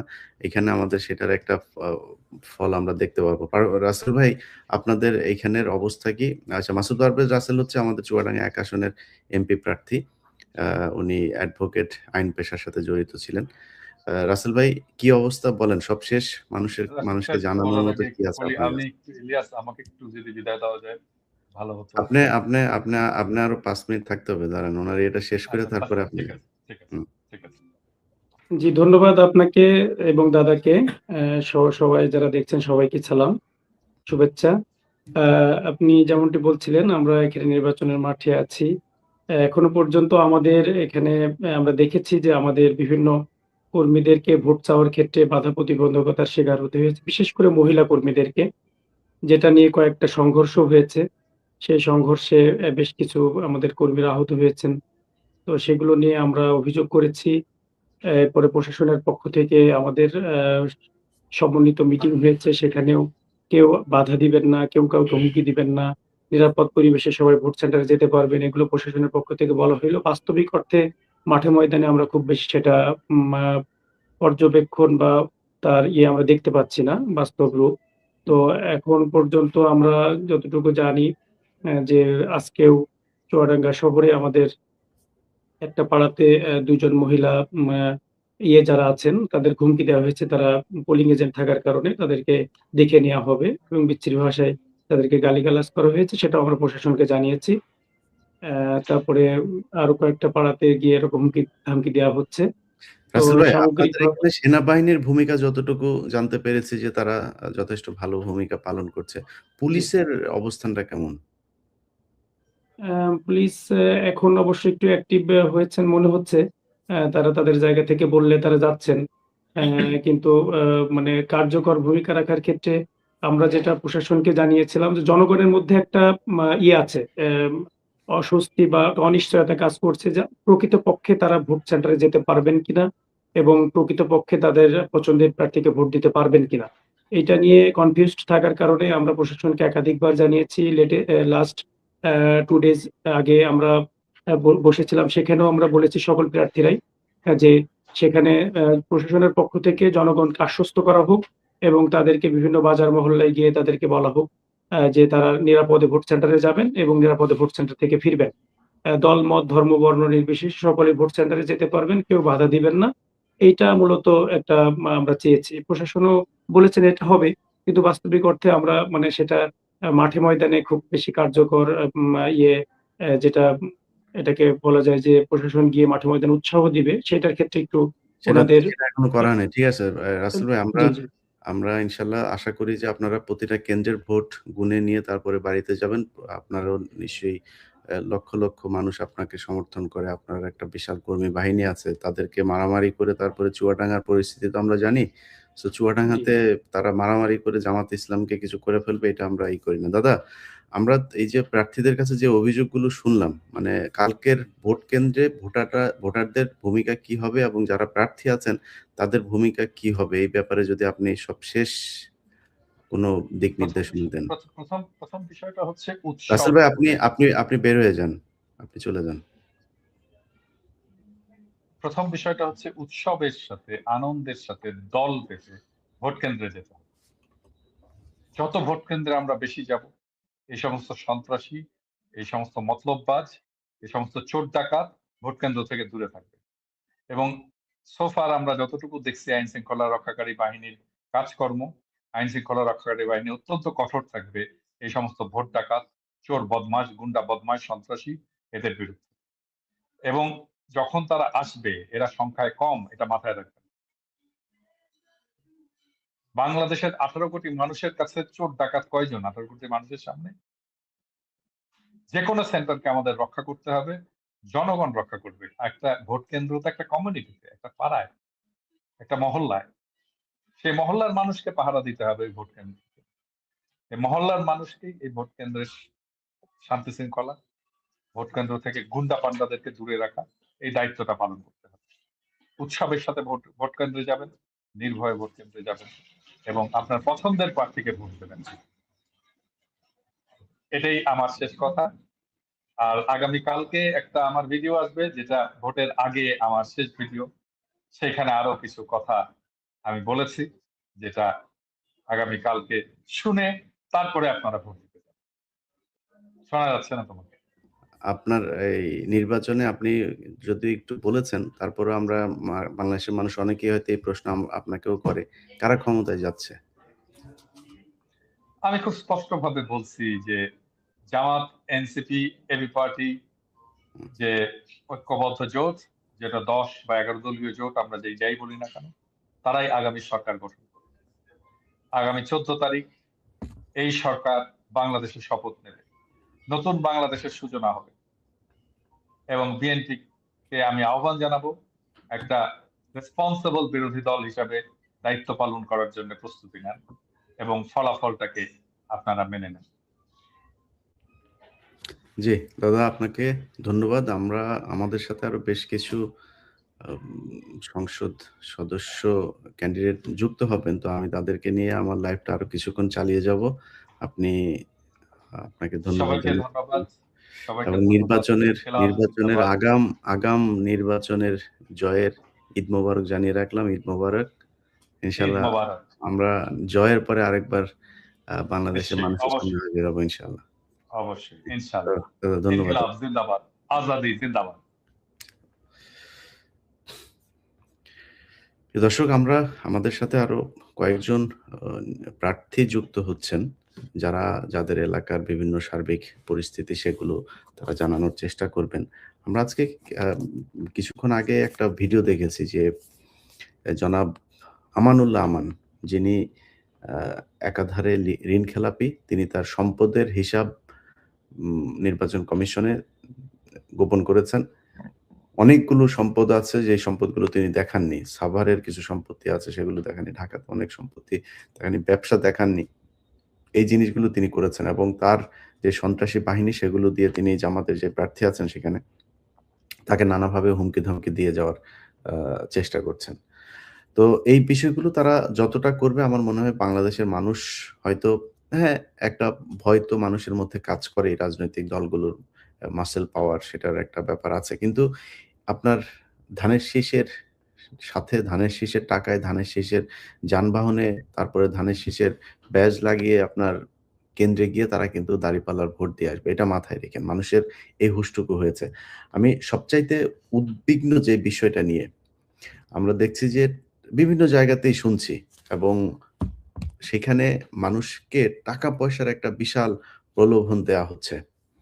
তো বাংলাদেশের মানুষের কাছে আমার একটা দাবি থাকবে যে দেখেন, আপনারা বাংলাদেশে এই গেল ৫৪ বছর দেখেছেন। আপনাদেরকে কিন্তু এই যে নির্বাচনের আগে একটু চা খাইয়ে, বিস্কিট খাইয়ে, আগে তো শুধু এইটাই অনেক কিছু ছিল, এখন নগদ টাকাও দেয়া হয়। এবং এইসব করতে গিয়ে জামায়াতের বা এনসিপির ২-১ জন প্রার্থীর কাছেও আমি শুনেছি যে কিছু জায়গাতে তারা এত পরিমাণে টাকা দিচ্ছে, সেখানে আমাদেরও এই রাস্তায় যাওয়া ছাড়া কোনো উপায় থাকে না। কিছু জায়গায় মানুষকে সেইটা করতে হয়। তো আমি মানুষকে বলব যে, "ভাই দেখেন, আপনারা যদি টাকা নেন, ঠিক আছে নেন, কোনো সমস্যা নাই। আমি তো এটা থেকে এখন আপনাদের সরাইতে পারব না। টাকা দিয়ে এই দেশের মানুষ দেশও বিক্রি করে দেয়। এই দেশের মানুষের এত নৈতিক অধঃপতন। তো আপনারা তো সাধারণ মানুষ। আপনাদের এমনিতেই আর্থিক অভাব অনটন থাকে। যাদের টাকা-পয়সার কোনো সমস্যা নাই তারাই দেশ বিক্রি করে দেয়। আপনাদের থাকতেই পারে। টাকা নেন। ঠিক আছে? কিন্তু ভোটটা একটু যেইখানে দিলে আপনার যে নাগরিক সুবিধা, নাগরিক অধিকার যেগুলো আছে সেগুলো পাবেন। যেই মানুষটাকে ভোট দিলে আপনার একটা পাসপোর্ট করতে গেলে ঘুষ দেয়া লাগবে না। একটা থানায় মামলা করতে গেলে, জিডি করতে গেলে ঘুষ দেয়া লাগবে না। একটা চাকরির জন্য আপনাকে ঘুষ দেয়া লাগবে না। একটা খারাপ মানুষকে আপনার এলাকায় কোনো সরকারি কোনো পদে বসাবে না। এই বিশ্বাসটা যাদের উপরে আছে তাদেরকে ভোটটা দিয়েন। এটা মনে রাইখেন যে এই দেশটা আপনার আমার, এই দেশের ভবিষ্যৎ নির্ধারিত হবে আপনার এই ভোটের মাধ্যমে। একটা বিশেষ সময়ের মধ্যে সেই নির্বাচনটা এবার হচ্ছে। অতএব এই জিনিসটা কেউ করবেন না যে ভোট করতেছে, ভোটের টাকা পয়সা নিয়ে তারপরে তাদের পক্ষে যায়া ভোট দিবেন। এত নীতিবান হইয়েন না। টাকাটা যে নিছেন এটাই তো নীতি বহির্ভূত। তো টাকা নিয়ে এরপরে টাকা নিলে ভোট দিতে হবে ওই নীতিটা আর ঠিক রাইখেন না। ভোটটা ঠিক জায়গা মতো দিয়েন। যেখানে দিলে মনে করেন যে আপনি সৎ, যোগ্য একজন প্রার্থীকে বসাতে পারবেন, সেই মানুষটাকে ভোটটা দিয়েন। যাই হোক, আমরা আজকে যে বিষয়টা আমি শুরুতে বলেছিলাম যে আমরা একটা বিশেষ পরিস্থিতিতে বিএনপির বিরুদ্ধে এই নির্বাচনে অবস্থান নিয়েছি। দেখেন, বিএনপির একটা জরিপ করছে। তারা বিভিন্ন পত্রিকাগুলো আ কিছুক্ষণ আগে একটা নিউজ দেখলাম আরটিভিতে। আরটিভি হচ্ছে বিএনপির তথ্য গবেষণা বিষয়ক সম্পাদক এক বাটপার আছে ওয়াহিদুজ্জামান। এই ওয়াহিদুজ্জামান হচ্ছে গিয়ে আবার নামের শুরুতেও মানে ভুয়া, শেষেও ভুয়া। শুরুতে বসিয়েছে প্রফেসর, ও প্রফেসর না। আবার শেষে বসিয়েছে অ্যাপোলো, ওর নাম অ্যাপোলো না। ২ ভুয়ার মাঝখানে ও। ওর চারিদিকে ভুয়া। এই ২ নাম্বার হচ্ছে তথ্য গবেষণা বিষয়ক তাদের উপদেষ্টা। এই ব্যক্তি কি করেছেন? তিনি হচ্ছে গিয়া নিউজ করেছেন। বাংলাদেশের মানুষ নাকি মুখিয়ে আছেন যে তারেক রহমানকে প্রধানমন্ত্রী হিসাবে দেখার জন্য। কোথাও ৭০% আপনার জরিপে বিএনপি এগিয়ে আছে, ৮০% এগিয়ে আছে। আমরা এই ৭০-৭৭% এগিয়ে থাকার এই জরিপ কিন্তু ওই যে সজীব ওয়াজেদ জয়দের সময় দেখেছি। সজীব ওয়াজেদ জয়দের যেই পলিসি, বিএনপি তারেক রহমান দেশে যাওয়ার পর থেকে প্রতিটি জায়গায় তার মিটিং, মিছিল, বক্তব্য, তারপরে বিভিন্ন জায়গায় ঘরোয়া এ ইয়তদেরকে নিয়ে তারপরে তারা যে ইয়ে করছে, এই এ সবকিছু এই বিএনপি, আওয়ামী লীগ করত। প্রতিটা জিনিস আওয়ামী লীগ করত। সেই একই কাজ তারা করছে। ক্ষমতায় গেলেও আমার বিশ্বাস সেই একই কাজ তারা করবে। যে কারণেই ১০ বছরের বেশি প্রধানমন্ত্রী থাকা যাবে না। আমি যদি নিজেও ব্যক্তিগতভাবে এটার সাথে একমত না। ১০ বছরের বেশি কাউকে যদি চায় সেটা সমস্যা কি? সমস্যা না। আমার আমার কাছে ব্যক্তিগত। কিন্তু আমার কথা হলো যে উদ্দেশ্যটা কি? বাংলাদেশে যে কারণে এটা বন্ধ করা হচ্ছে, বন্ধ করতে চাইছে এই সরকার। সেটা হচ্ছে যে এখানে কেউ ১০ বছরের বেশি থাকতে গেলে সে স্বৈরাচার হয়ে যায়। তো আপনারে পরপর ১০ বছর কেউ ক্ষমতা রাখবে এই চিন্তা, এই স্বপ্ন এত তাড়াতাড়ি দেখা ঠিক না। আর এটা নিয়ে এত পারাপারি করা উচিত না। সবখানেই তারা সেই আওয়ামী লীগের যে পলিসি, সেই পলিসিগুলো নিয়ে আসছে। সেই একইভাবে জরিপটাও করেছে তারা। তো ৭০% মানুষ যে Facebook বা YouTube এর যেই পোস্টে আপনার পত্রিকাগুলো, টেলিভিশনগুলো বলছে ৭০% বিএনপির পক্ষে, তাদের সেই Facebook এর পোস্টের যে লাইক, কমেন্ট, রিঅ্যাকশন যেগুলো আছে, সেগুলোতে গেলেই বোঝা যায় যে কয় পার্সেন্ট আসলে বিএনপিকে ভোটে চায়। মানুষ এত অসভ্য হয় নাই, এত নিমুখারাম হয় নাই, এত অবুঝ হয় নাই যে চোর, বাটপার চোখের সামনে আমরা দেখছি, আমাদেরকে বলা হচ্ছে যে আপনারা চাঁদাবাজি করবেন ১২ তারিখ পর্যন্ত কেউ করেন না। ভাই, এই দেশের অনেক সংখ্যালঘু মানুষ আছেন, যাদেরকে বলা হয় মানে বানানো হয়েছে সংখ্যালঘু। এই কথিত সংখ্যালঘু মানুষগুলো সবসময়ই তারা নির্যাতনের শিকার হয়েছে। এটা সত্যি কথা। আচ্ছা, এখন সংখ্যালঘু কারা? সেটা হচ্ছে প্রশ্ন। আমাদের সংখ্যালঘু মানে বানানো হয়েছে যে হিন্দু মানুষ। আমি একজন সংখ্যালঘু। আমার নিজের বাড়ি দখল করা হয়েছে। আমার নিজের বাড়ির উপরে নানান ধরনের ই করে। তো আমার বাবা মানে অতিষ্ঠ হয়ে গিয়েছিল। আমার বলে যে, "আপনার তো মাস্টার সাহেব আপনার তো অনেক বড় বাড়ি। এই বাড়ির এই পাশে আমার একটু দিয়ে দেন।" বাড়িতে বাথরুম-টাথরুম করে অস্থির। গাছ লাগায় এসে। বাধ্য হয়েছি আমরা মানে সেই বাড়ি বিক্রি করে দিতে। এগুলো আমরা বাংলাদেশে এই জমি জায়গার সমস্যা কত পার্সেন্ট হিন্দুর উপরে হয়? মুসলমানদের উপরে সবচাইতে। এখন এই সংখ্যালঘু কেন আমরা? কারণ হচ্ছে আমাদের পেশি শক্তি নাই, আমাদের টাকা পয়সা নাই। আর যারা কিনা এগুলো করে তাদের রাজনৈতিকভাবেও ক্ষমতাশালী মানুষজন আছে, লাঠি আছে, তারা সব দিক থেকে ক্ষমতাশালী। এখন এই ক্ষমতাশালীর এই যে পাওয়ার, এই যে দুর্বলের উপরে, এটা বাংলাদেশের ইতিহাসের শুরু থেকেই চলে আসছে, এখনো পর্যন্ত চলছে। সো সেই মানুষগুলো যাদেরকে সংখ্যালঘু বানানো হয়েছে, সেই মানুষগুলোর কাছে অনুরোধ থাকবে, আপনার জমির সমস্যা, আপনার বাড়ি দখল করে নিচ্ছে, আপনি এলাকায় প্রভাবশালীদের কারণে আপনার মেয়ে কলেজে যাইতে পারে না। ভাই, এই সমস্যা থেকে যদি বের হয়ে আসতে চান, আপনাকে জামাত ইসলামকে ক্ষমতায় আনতে হবে। আমি কথা দিচ্ছি আপনাদেরকে, আমি ইলিয়াস হুসাইন, আমার কাছে বহু মানুষ এই জমির সমস্যার কারণে ঘ্যান করেন। আপনাদেরকে বললাম, যদি জামাত ইসলাম ক্ষমতায় আসে এইটুকু গ্যারান্টি দিচ্ছি যে এই সমস্যার থেকে ইনশাআল্লাহ আপনাদেরকে সমাধান করব। আমি কোনো পদে থাকি না থাকি কোনো কিছু না। আমি যেইখানে থাকি, যে অবস্থাতে থাকি, আপনাদের এইটুকু গ্যারান্টি দিলাম যে এই দেশের মানুষের এই সমস্যাগুলো সমাধান করব। একজন মানুষকে অহেতুক আমাদের দেশে যে সমস্যাগুলো হয়, ধরেন বাড়ি করবে, তারে যায়া ইট নিতে হবে তার কাছ থেকে। ইট কেন নিতে হবে? কারণ ওই ইট আপনার কাছ থেকে মার্কেট থেকে নিতে পারেন, ওর কাছ থেকে নিতে হবে। ও যে ইটের দাম, একটার দাম ৳৬, ওইটা আপনার কাছ থেকে নিবে ৳৯। দিবে বা ৫০০ ইট, টাকা নিবে আপনার কাছ থেকে ১,০০০ ইটের। এই পলিসি দিয়ে আপনার এলাকার চাঁদাবাজ, এই যে কিছু দুর্বৃত্ত গড়ে উঠেছে রাজনৈতিক আপনার ব্যাকআপের মাধ্যমে, এরা এগুলো করে থাকে। সো সেই মানুষগুলো যেন আর করতে না পারে, সেটার জন্য আপনাদেরকে জামাত ইসলামকে ভোট দিতে হবে। দাঁড়িপাল্লাকে ক্ষমতায় আনতে হবে। যদি আনেন, তখনই এই দেশে আইনের শাসন, সুশাসন প্রতিষ্ঠিত হবে এবং আপনারা এই জায়গাগুলোকে আপনাদের মতো করে এই অধিকার আপনার যেটা আছে সেটা ভোগ করতে পারবেন। আমাদের সাথে এই মুহূর্তে কুমিল্লা ৫ আসনের ডক্টর মোবারক হোসেন যুক্ত হয়েছেন। আমার মনে হয় উনাকে আমরা পাবো। দেখি উনি যদি নাকি যুক্ত হয়, উনার ওখানকার সর্বশেষ অবস্থাটা আমরা একটু জানবো। ডক্টর মোবারক, আপনাকে ধন্যবাদ জানাচ্ছি। জি, আসসালামু আলাইকুম। আচ্ছা, মোবারক ভাই, আমরা একটু শুনতে চাই আপনার এলাকায় আপনি কি অবস্থায় আছেন এবং পরিবেশ কেমন? জি, আপনাকে অসংখ্য ধন্যবাদ। আমি নিজেকে ধন্য মনে করছি যে আজকে আপনার সাথে সম্পৃক্ত হওয়ার। আমি কুমিল্লা ৫ পক্ষ থেকে আমি সবাইকে অন্তরস্থল থেকে অভিনন্দন এবং শুভেচ্ছা জানাচ্ছি। তো আমাদের মোবারক ভাই, আপনার জরুরি কিছু থাকলে আপনি ওটা করতে পারেন, সমস্যা নেই, কারণ আপনি এখন নির্বাচন নিয়ে অনেক ব্যস্ত। জি, মোবারক ভাইয়ের এখানেও সেই একই অবস্থা। আপনার রাতভর তারা টাকা পয়সা দিচ্ছে এবং সারা রাতই হয়তো এটা চলতে থাকবে, এবং সেখান থেকে আরো বেশ কিছু অভিযোগ আমাদের কাছে এসছে, যেটা মোবারক ভাই নিজেই বলবেন। জি মোবারক ভাই। জি, আলহামদুলিল্লাহ, শুকরিয়া আমাকে ইনভাইট করার জন্য। আমি যে বিষয়টি বলতে চাচ্ছিলাম যে আমাদের কুমিল্লা ৫-এ এখানে একটি সীমান্তবর্তী এরিয়া হওয়ার কারণে এখানে বহুমুখী এখানে অস্ত্রের কারবার হয়, মাদকের সম্রাটরা এখানে বসবাস করেন।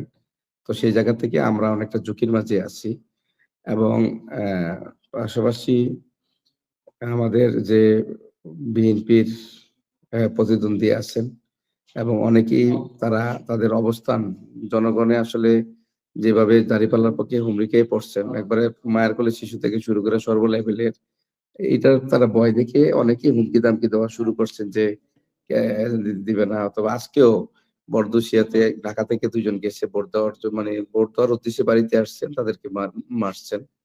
আমি মাধবপুরে একটি বক্সিমূল ইউনিয়নের মাধবপুরে একটা গ উঠান বৈঠকে গিয়েছিলাম। সেখানে আমাদের উপস্থিতি অনেক।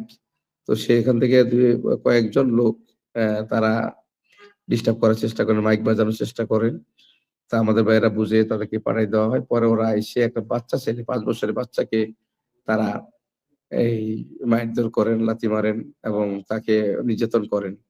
তো এরকমভাবে কয়েক জায়গায় এরকম হইছে। আজকে একজন আমাদের সুনামধন্য ডাক্তার মুজাম্মেল, সে ঢাকা মেডিকেলে সুনামধন্য একজন প্রফেসর। সে স্বাভাবিকভাবে লোকজনের সাথে সাক্ষাৎ করতেছেন। একজন এসে তার উপরে গায়ে হাত দিচ্ছেন।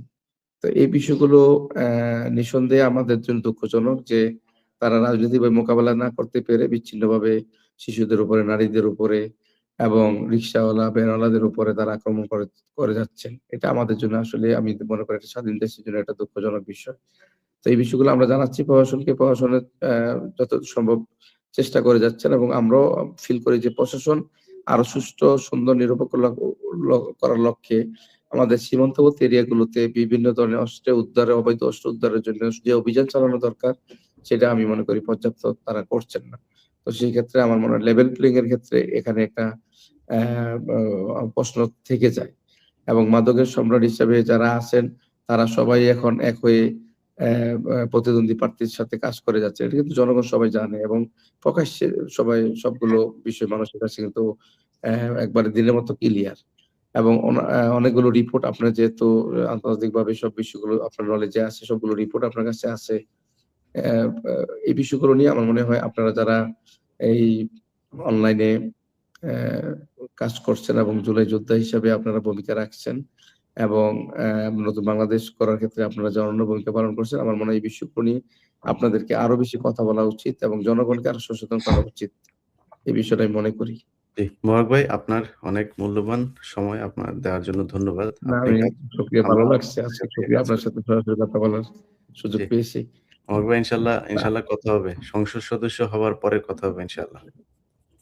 ইনশাআল্লাহ আল্লাহ আল্লাহ কবুল করুক। আর ভাই আপনার নাম্বারটা তাইলে আমি একসময় নিব ইনশাআল্লাহ। জি, ফরহাদ ভাইয়ের কাছ থেকে নিয়ে নিন। জি, জি। ঠিক জি। আছে। Thank you. আ প্রিয় দর্শক, আমরা আপনাদের যারা প্রার্থী আছেন তাদেরকে আমার কিছু আ পরামর্শ আছে। সেই পরামর্শটা হচ্ছে, ধরেন প্রথমত হচ্ছে প্রশাসনে এখন পর্যন্ত যারা মনে করছেন যে কোনো বিশেষ দল ক্ষমতায় চলে আসবে এবং সেটা মনে করে যদি কেউ কোনো অপকর্ম করে থাকেন, আপনাদের ৫ তারিখের পরে যে ক্ষমাটা আপনারা পেয়েছিলেন সেই ক্ষমা কিন্তু পাবেন না। অনেক জায়গা থেকে অনেক তথ্য আসে। এখন পর্যন্ত সো ফার সেনাবাহিনীর ভূমিকা আমরা খারাপ পাই নাই।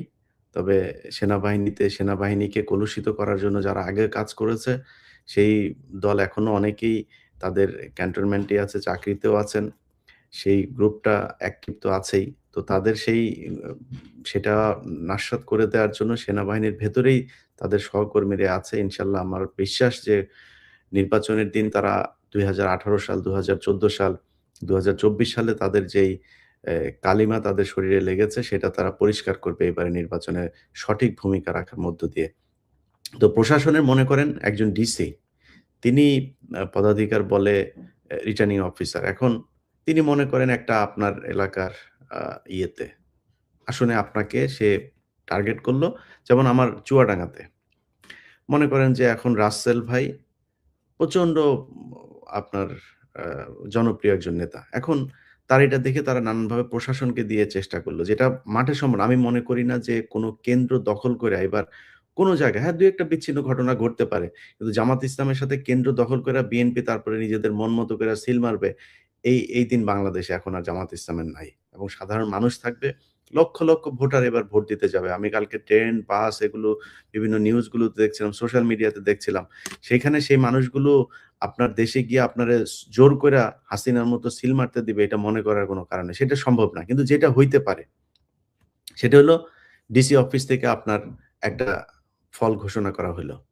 এটার জন্য আমার পরামর্শ হচ্ছে যারা প্রার্থী আছেন তাদের প্রতিটা কেন্দ্রের হিসাব রাখতে হবে সেই কেন্দ্রের ভেতরে আপনার কতজন লোক কোন জায়গায় কার অবস্থান থাকবে এবং যারা এখানে মারামারি করতে আসবে এরকম খবর আপনাদের যাদের ব্যাপারে থাকবে সেইসব জায়গায় আপনাদের প্রস্তুতি থাকতে হবে।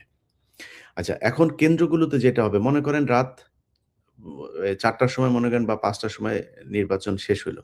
আপনার ভোট গণনা শুরু হলো ধরেন ৮টা থেকে। আপনি ১২টা, ১টা পর্যন্ত আপনি ৩টা পর্যন্ত ভোট গণনার সময় লাগলো। কোনো সমস্যা নেই। কিন্তু ভোট গণনা করার পরে ওই কেন্দ্র থেকে আপনাকে রেজাল্ট নিতে হবে। এবং ওই রেজাল্ট যখন ঘোষণা হবে এটা আপনারা ভিডিও করবেন। প্রতিটা মানুষ আপনাদের সাথে আ আ মোবারক ভাই আমার মনে হয় আপনি বের হয়ে যেতে পারেন। আপনি কাজ করেন। তো আমার হচ্ছে যে যারা এই নির্বাচনগুলোতে আ কেন্দ্রগুলোতে থাকবেন সবার কাছে ক্যামেরা থাকবে। চাইলে আপনারা বডি ক্যামেরা রাখতে পারেন, চাইলে মোবাইল রাখতে পারেন। বাট আপনার কাছে ক্যামেরা থাকতে হবে। যেখানে যেটা ঘটবে সাথে, সাথে আপনাদেরকে সেটার ব্যাপারে পদক্ষেপ নিতে হবে। আমি আমার এই লাইভের মাধ্যমে যারা দেখছেন তাদেরকে বলি আমার একটা ইমেইল অ্যাড্রেস আছে 15minutesbd@gmail.com 15 আমি একদম স্পেল করি যাতে আপনাদের সুবিধা হয় 15minutesbd দ্যাট মিনস 15minutesbd@gmail.com এখানে আপনারা যখন যেটা আসে সেটা করবেন, জানাবেন এবং বাংলা এডিশনও আপনাদের মাঠে থাকবে আগামীকালকে এবং আপনাদের সহকর্মী যারা আমাদের আছেন তাদের ব্যাপারেও আপনারা তথ্য দিবেন। তাদের কাছে কোনো কিছু থাকলে আপনার নিজের ফোনে আপনি আপলোড করবেন। এখন ওই দিন নাই আওয়ামী লীগের মতো যে কেউ কোনো কিছু রেকর্ড করলেও সে চালাইতে পারবে না, এলাকায় বিশাল কিছু করে ফেলবে।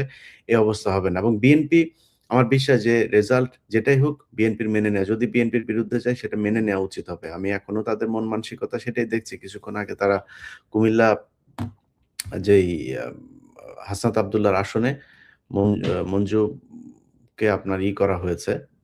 আপনার এই যে বহিষ্কার করা হয়েছে বিএনপির পক্ষ থেকে। আচ্ছা আমার আরেকটা ইমেইল আপনাদেরকে বলে রাখি আমার আ আ video@ilyashussein.com এখানে আপনারা পাঠাইতে পারেন @gmail.com আপনারা এখানেও দিতে পারেন। আর হচ্ছে গিয়ে আমাদের যে বিষয়গুলো আ সরি আমি আমার আপনাকে আরেকবার একটু বলি। video@ilyashussein.com আমার টিম থেকে মাত্র এটা পাঠাইলো। সেখানে আমাদের ভিডিওগুলো আমাদের থাকবে। সো আপনারা এখানেও পাঠাইতে পারেন। আচ্ছা, তো এখন আপনি যখন কিনা কেন্দ্রটা আপনার হাতে রাখলেন, আপনি সেখানে কেন্দ্রের ফলটা ঘোষণা হলো আপনার ফোনে আপনি নিয়ে নিলেন, রেকর্ড থাকলো। আপনি এই কেন্দ্রের আপনার বলা হয়েছে যে প্রিজাইডিং অফিসার বলেছে যে এত ভোট আপনি পেয়েছেন। আপনার পুরো জেলার আপনার পুরো আসনে আপনার ভোটার আছে ধরেন ৩ লাখ। এখন আপনি ওই কেন্দ্রে আপনি ভোট পেলেন ২৫০০। আচ্ছা ২৫০০ পাওয়ার পরে যতগুলো কেন্দ্র আছে সবগুলো কেন্দ্র মিলিয়ে আপনি ভোট পাইলেন ২ লাখ। না আপনার ক্যালকুলেটরে আপনি হিসাব করে দেখলেন যে সবগুলো আপনাদের কর্মীদের সবার কেন্দ্রের ফলাফল আপনি যোগ করে দেখলেন ২ লাখ আর ওই প্রার্থী পেয়েছে ৮০,০০০। এখন ৩ লাখ ভোটের মধ্যে ২,৮০,০০০ আপনি ২ লাখ সে ৮০,০০০। এবার নির্বাচন কমিশনার অফিসে যাওয়ার পরে অর্থাৎ যিনি ডিসির অফিসে যখন আপনার ফলাফল ঘোষণা হবে, ডিসি বলল আপনি ভোট পেয়েছেন ১,১০,০০০ আপনার অপোনেন্ট পেয়েছে হচ্ছে ১,২৫,০০০। এখন আপনি তো সবগুলো আসনের যোগ করে রেখেছেন। সেইটা নিয়ে যদি পরবর্তীতে মামলাও হয়, তদন্ত হয়, আপনি আপনার এগুলো সব দেখাইতে পারবেন।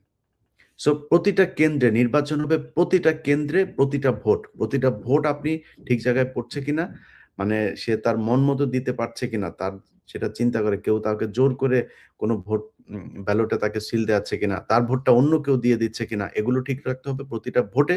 আর প্রতিটা কেন্দ্রের হিসাব আপনাদেরকে নিতে হবে। এটা আপনাদের মাথায় রাখতে হবে। সো আমার মনে হয় যদি সেইটা করা হয়, কোনো জায়গায়, একটা জায়গাতেও তারা এই চুরি বাটপারি করে তারপরে জিতে আসবে, যা মনে চায় তাই করবে, এটা আমার মনে হয় না করতে পারবে। এটা আপনাদেরকে আমি বলে রাখলাম। আর হচ্ছে গিয়ে সেনাবাহিনীর যে বিষয়টা, সেনাবাহিনীর ভাই দেখেন, আপনারা এই দেশের প্রাণ, এই দেশের সার্বভৌমত্ব, এই দেশের সিকিউরিটি, এগুলোর জন্য আপনাদের বাইরে আমাদের আর কোনো শক্তি নাই যারা এই দেশটাকে রক্ষা করতে পারবে। অনেক দুর্নাম, অনেক, অনেক, অনেক বদনাম, অনেক অপকর্ম আপনারা করেছেন। এই অপকর্মগুলো থেকে আপনারা আ এই ইয়ে করলে যদি নাকি মনে করেন যে বের হয়ে আসতে চান, তাহলে আপনাদেরকে বাংলাদেশের মানুষের পক্ষে কাজ করতে হবে। বাংলাদেশের মানুষ যা চায়, বাংলাদেশের মানুষ যাকে ভোট দিতে চায়, যাকে নির্বাচিত করতে চায়, সেই রেজাল্ট বের করে আনার জন্য আপনার যে ভূমিকা, সেই ভূমিকা আপনি পালন করবেন এটা আমি প্রত্যাশা করি। আমাদের সাথে ডক্টর মোহাম্মদ আবুল আহাদ আছেন। আব্দুল আহাদ ভাই, আপনি আমাদের খুব পরিচিত মুখ আব্দুল আহাদ ভাই। তিনি, আপনারা জানেন যে এ উম ওসমান হাদি, তার চিকিৎসার সাথেও তিনি খুব সরাসরি সম্পৃক্ত ছিলেন। বৈষম্য বিরোধী আন্দোলনেও তিনার যেই ভূমিকা, এটা অসীম। স্বৈরাচার বিরোধী আন্দোলনের শুরু থেকে শেষ পর্যন্ত তিনি ছিলেন, এখনো আছেন। তিনি নির্বাচনে পদপ্রার্থী হয়ে জামাতের জোটের সাথে আছেন। আ আহাদ ভাই, আপনার মার্কা তো শাপলাকলি, তাই না? জি, জি, শাপলাকলি। জি। আপনার আসনের নাম-টাম বলে বলেন কি অবস্থা আপনার এলাকায়? জি, আসসালামু আলাইকুম। আমি দিনাজপুর ৫ আসন থেকে আসন নাম্বার ১০ লড়ছি। জামাত এনসিপি জোটের এনসিপির প্রার্থী হয়ে শাপলাকলি মার্কায়। আ আমার এখানে আমি যখন আপনার সাথে কথা বলছিলাম, আমাকে যখন লিঙ্ক পাঠানো হচ্ছিল, তখনই আমার এখানে আওয়ামী লীগের একজন আজকে সন্ধ্যার পরে অ্যা টাকা দিয়ে ধানের শীষের পক্ষে ভোট চাচ্ছিল। তো ঠিক ওই সময়েই আমাদের ছাত্র শিবিরের আমাদের ইউনিয়নের সভাপতি, সাবেক সভাপতি, এখন জামাত ইসলামের আমার কেন্দ্রের এজেন্ট হিসেবে আছেন।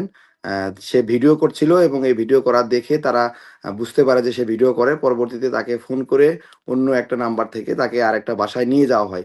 তো সে অন্য নাম্বার থেকে যেহেতু ফোন করা হয়েছে, সে বুঝতে পারে নাই। তার বাসায় গেলে তাকে বেধড়ক মারধর করা হয় এবং এটা ১০ মিনিট আগের ঘটনা। আমরা প্রশাসনকে জানিয়েছি। আমি প্রশাসন, এসপি, সার্কেল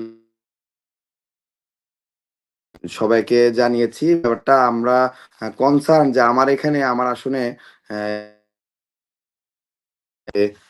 আওয়ামী লীগের যারা ছিল আগে, বিভিন্ন অপরাধের সাথে যুক্ত মামলা হয়েছিল। জুলাই আগস্ট মাসে অভ্যুত্থানের সময় আমাদের যারা অভ্যুত্থানের শক্তি ছিল তাদেরকে মারধর করেছে। তারাই আবার ফিরে এসে একটা নির্দিষ্ট দলের হয়ে ভোট চাচ্ছে। এই ব্যাপারটা খুবই অ্যালার্মিং। আসলে দেশের যখন আমরা একটা ক্রান্তিকাল পার করছি, একটা স্টেবল ফেজে ইলেকশন পরবর্তী সময়গুলোতে আমরা আসলে কাজ করার চেষ্টা করছি। কিভাবে স্টেবল করে একটা নির্বাচিত সরকারের হাতে ক্ষমতাটা দেয়া যায়। ঠিক একই সময়ে এসে আমার কাছে মনে হচ্ছে যে একটা ষড়যন্ত্র চলছে। তো আমরা খুবই কনসার্ন এবং আমরা আরো আমার আসনের যেটা ব্যাপারে আমরা দেখছি যে আমাদের যারা জোটের বিভিন্ন নেতাকর্মী আছে, আমাদের নারীরা যারা আছে তাদেরকে বিভিন্ন নাম্বার থেকে ফোন দিয়ে হুমকি দেওয়া হচ্ছে। ইভেন এটাও বলা হচ্ছে যে আপনাদের পিঠের চামড়া তুলে নেওয়া হবে। এটা আসলে নির্বাচনের আচরণবিধি লঙ্ঘন এবং আমাদের যারা বিপক্ষ শক্তি তারা এগুলো করছে এবং আমার ব্যানার বিভিন্ন জায়গায় ছিঁড়ে ফেলা হয়েছে, বিলবোর্ড ছিঁড়ে ফেলা হয়েছে, বিলবোর্ড ভেঙে দেওয়া হয়েছে, আমার ব্যানার পুড়িয়ে দেওয়া হয়েছে। তো এই জিনিসগুলো আসলে খুবই অ্যালার্মিং এবং আমরা যখন নতুন বন্দোবস্তের কথা বলছি, ঠিক সেই সময়ে এসে আবার একটা রাজনৈতিক দল যদি পুরনো বন্দোবস্তে যায় এবং ঠিক একই ফ্যাসিবাদী কায়দায় যদি একইভাবে আসলে আগের মতো করেই মাসল পাওয়ার শো করে, হুমকি দেয় আমাদের নেতাকর্মীকে, তাহলে এটা খুবই দুঃখজনক। আমরা আহ্বান জানাচ্ছি যে তারা যাতে সংযত হয় এবং তাদের যে হায়ার অথরিটি আছে তাদেরকে ইনফর্ম করতে চায় যে আপনারা রুট লেভেলে যদি নেতাদের কন্ট্রোল না করতে পারেন, তাহলে আরো বিশৃঙ্খলা বাড়বে এবং নির্বাচনে ভোট কেন্দ্রে ভোট দখলের যে একটা পায়তারা চলছে, আমাদেরকে বলা হচ্ছে যে আপনারা ভোট কেন্দ্রে আমরা সবাইকে বলছি যে ভোট কেন্দ্রে তাড়াতাড়ি আসবেন, সকাল সকাল ভোট দেবেন এবং ভোট কেন্দ্র পাহারা দিবেন। তো তাদের নেতাকর্মীদের কাছ থেকে শোনা যাচ্ছে তারা ভোট কেন্দ্র, এবং একটু আগে আমার কাছে একটা নিউজ এসেছে, কতটুকু সত্য জানি না, যে ভোট আগের দিন রাতের বেলায় ব্যালট পেপারে 500 করে ব্যালট পেপার ঢুকানো হবে, এরকম একটা নিউজ, যদিও উড়ো নিউজ মনে হচ্ছে, বাট এই ব্যাপারে আমরা সজাগ দৃষ্টি রাখবো এবং প্রশাসনকেও বলবো যে আপনারাও এই ব্যাপারগুলো আমলে নিবেন। আদ ভাই, আপনারা নির্বাচন শুরুর আগে আপনারা ব্যালট বাক্স চেক করে নেবেন। নির্বাচনের পরে ব্যালট বাক্স যেটা ভরে যাবে সেটা যেখানে দিচ্ছেন সেখানে আপনাদের লোক থাকবে। প্রতিটা জায়গায় আপনাদের লোক থাকতে হবে। কেন্দ্র থেকে রেজাল্ট নিয়ে তারপরে বের হবেন। এটা আপনার যেখানে যাদের দায়িত্ব দেওয়া আছে, এবং আমি যতটুকু জানি যে শুধু আপনি না, এনসিপির যেই জায়গাতে এনসিপিকে করা হয়েছে, নাহিদ ইসলাম থেকে শুরু করে পাটোয়ারি, আপনারা সবাই সব জায়গাতেই জামাত ইসলাম তাদের সর্বোচ্চ শক্তি দিয়ে আপনাদের পাশে আছে, তারা আপনাদের জন্য কাজ করছে। আপনার এখানেও নিশ্চয়ই তার ব্যতিক্রম নয়। সো তারা আপনার জন্য থাকবে মাঠে। আপনার বিশাল যে কর্মী বাহিনী আছে তাদেরকে এই ইনস্ট্রাকশনটা দিয়ে রাখবেন যে কোনো কেন্দ্রে কেউ রেজাল্ট না নিয়ে সেখান থেকে সরবে না, এবং কোনো মানুষ যেন কাউকে জোর করে কেউ কাউকে দিয়ে যেন ভোট দেওয়াতে না পারে। ভাই, এই দেশের মানুষ দাঁড়িপাল্লাকে ভোট দেওয়ার জন্য মুখিয়ে আছে। সো কালকে পরশুদিন তাদের সেই রায় তারা জানিয়ে দেবেন। আদ ভাই, আপনি আপনার কাজ করুন, ইনশাল্লাহ কথা হবে বিজয়ের পরে। আপনি চলে যান। প্রিয় দর্শক, আমরা অনুষ্ঠান শেষের দিকে চলে এসেছি। যে বিষয়টা বলে আপনাদেরকে শেষ করব যে জামাতে ইসলামী তাদেরকে এই জোটকে কেন ভোট দেওয়া হবে, সেটার যদি নাকি অনেকে অনেক প্রশ্ন করে থাকেন যে জামাতে ইসলাম তারা হচ্ছে গুপ্ত বাহিনী, তারা গুপ্ত থেকে এতদিন নির্বাচন করেছে। হ্যাঁ, তারা তো তাদের কিছু কৌশল তো অবলম্বন করেছে। সেই কৌশল অবলম্বন করার জন্য তাদের যে উদ্দেশ্য ছিল সেই উদ্দেশ্য তারা বাস্তবায়ন করেছে 5 তারিখে। কিন্তু যদি এর বাইরে যদি নাকি বলা হয় যে প্রকাশ্যে থেকে কারা সবচাইতে বেশি রাজনীতি করেছে, সেটা কি বিএনপি নাকি জামাত? এই জামায়াতের 11 জন মানুষকে একদম প্রকাশ্যে ফাঁসি দেওয়া হয়েছে। একদম কোনো কারণ ছাড়া একটা বিচারিক হত্যাকাণ্ডের মাধ্যমে ফাঁসি দেওয়া হয়েছে। এই দলের শত শত মানুষকে, এদেরকে মানুষই মনে করা হতো না। এরা রোহিঙ্গাদের চাইতেও ভয়ংকর একটা অবস্থার মধ্যে বাংলাদেশে ছিল। এদেরকে পেলেই মেরে ফেলা জায়েজ, সেটা নিয়ে নিউজ হয় না, পুলিশের বিরুদ্ধে কোনো অ্যাকশন হয় না, কোনো অভিযোগ হয় না, কোনো কিছুই না। এদের এমন 2013 সাল থেকে শুরু করে এই 2024 সাল পর্যন্ত এরকম একটা পরিস্থিতির ভেতর দিয়ে এই দলটা গিয়েছে। এই দলের এই ডক্টর শফিকুল ইসলাম মাসুদ, তারপরে দেলোয়ার ভাই, তারপরে হলো গিয়া এই যে যিনি আজকে জামাত ইসলামের আমির আছেন, রিমান্ডের পর রিমান্ড, এর মধ্য দিয়ে তারা গিয়েছে। তারা দেশ থেকে কেউ পলায় যায় নাই। দেশের বাইরে যাওয়াও কেউ বসে নাই। আমরা তো তাও সুবিধাজনক, আমরা রাজনীতি করি না যদিও, তারপরে আমরা তো সুবিধাজনক অবস্থায় চলে আসতে পেরেছি। তাদেরকে দেশে বসে রাজনীতি করতে হয়েছে। তো তাদের সাথে যদি তুলনা করা যায়, অন্য যে দলগুলো আছে তাদের যদি পড়াশোনার কথা বলে অনেকে বলে থাকেন, আমি খুব হাস্যকরভাবে একজন নেতার বক্তব্য শুনছিলাম যে বিএনপি হচ্ছে মেধার ভিত্তিতে করে। আমার চুয়াডাঙ্গার কথা বলি, যাকে আপনারা একটু আগে দেখেছেন, সংসদ সদস্য প্রার্থী, তিনি একজন অ্যাডভোকেট। তিনার প্রতিদ্বন্দ্বী যিনি আছেন তিনি ক্লাস 5 পাস, শরীফুজ্জামান শরীফ। তো এই যে ব্যবধান আরো অনেক জায়গাতেই আছে। আমরা অনেক জায়গার কথা বললে আবার অনেক উপরে চলে যাবে, সেগুলো না বললাম। সো পড়াশোনার বহরে আমার এখানে যে কজন আসলো, উনি একজন ডক্টর। আগে মোবারক ভাই আসলেন, তিনি একজন ডক্টর। জামাত ইসলামের সর্বোচ্চ প্রার্থী, অনেকেই বলেছেন না সর্বোচ্চ প্রার্থী সাহেব, উনি বলেছেন ডিবেট করার জন্য। এতে আবার অনেকের কষ্ট হয়েছে যে ওনার সাথে যায় না, কাদের নাকি যায় না। সো তারা কতটুকু পড়াশোনা করেছেন, ডক্টর শফিকুর রহমান কতটুকু পড়াশোনা করেছেন, এটা কিন্তু আমরা জানি। এখন এটা নিয়ে এত বেশি করার কিছু নাই। যাই হোক, প্রিয় দর্শক, আমি সব যেটা বলে শেষ করতে চাই যে এই দেশটা আপনার আমার। এই দেশের এই এত বছর পরে নির্বাচনে আপনারা ভোট দেওয়ার সুযোগ পেয়েছেন। এই সুযোগটা আমার বিশ্বাস আপনারা কাজে লাগাবেন, সাহস করে ভোট কেন্দ্রে যাবেন। আপনার চোখের সামনে যদি কোনো অপকর্ম, কোনো অনিয়ম হয় সেটার বাধা দেবেন। 10-এর লাঠি 1-এর বোঝা। আপনারা সবাই মিলে যদি নাকি সেটার প্রতিবাদ করেন, আপনার সামনে এসে কেউ দাঁড়াতে পারবে না। আগামী পরশুদিন যা হবে, আমার বিশ্বাস বাংলাদেশের মানুষ সেই ইতিহাসের সাক্ষী হবে যে এই দেশে লুটপাট, চাঁদাবাজ, দুর্নীতিবাজ, তাদের বিরুদ্ধে বাংলাদেশের মানুষ এক হয়েছে এবং আগের সেই বস্তা পচা রাজনীতি 5 কোটি টাকা খরচ করে 50 কোটি টাকা লুটপাট করা হবে, সেই রাজনীতি এই দেশে আর চলতে দেওয়া হবে না। এর মাধ্যমে আমাদের একটা নতুন বাংলাদেশ তৈরি হবে। 5 তারিখের পরে যেই অসমাপ্ত কাজগুলো ছিল, জামাত ইসলামের নেতৃত্বের এই বাংলাদেশের পক্ষের শক্তির এই নির্বাচন তাদের সেই অসমাপ্ত কাজগুলো সমাপ্ত করবে। যারা এতক্ষণ আমাদের সাথে ছিলেন সবাইকে ধন্যবাদ। সবার কাছে আবারও অনুরোধ থাকবে, দাঁড়িপাল্লা এবং শাপলাকলি মার্কা, এই 2 মার্কায় আপনাদের যারা জোটে আছেন তাদের জন্য ভোট দিবেন এবং চাঁদাবাজদের বিরুদ্ধে অবস্থান নিবেন। ভালো থাকেন। আল্লাহ হাফেজ।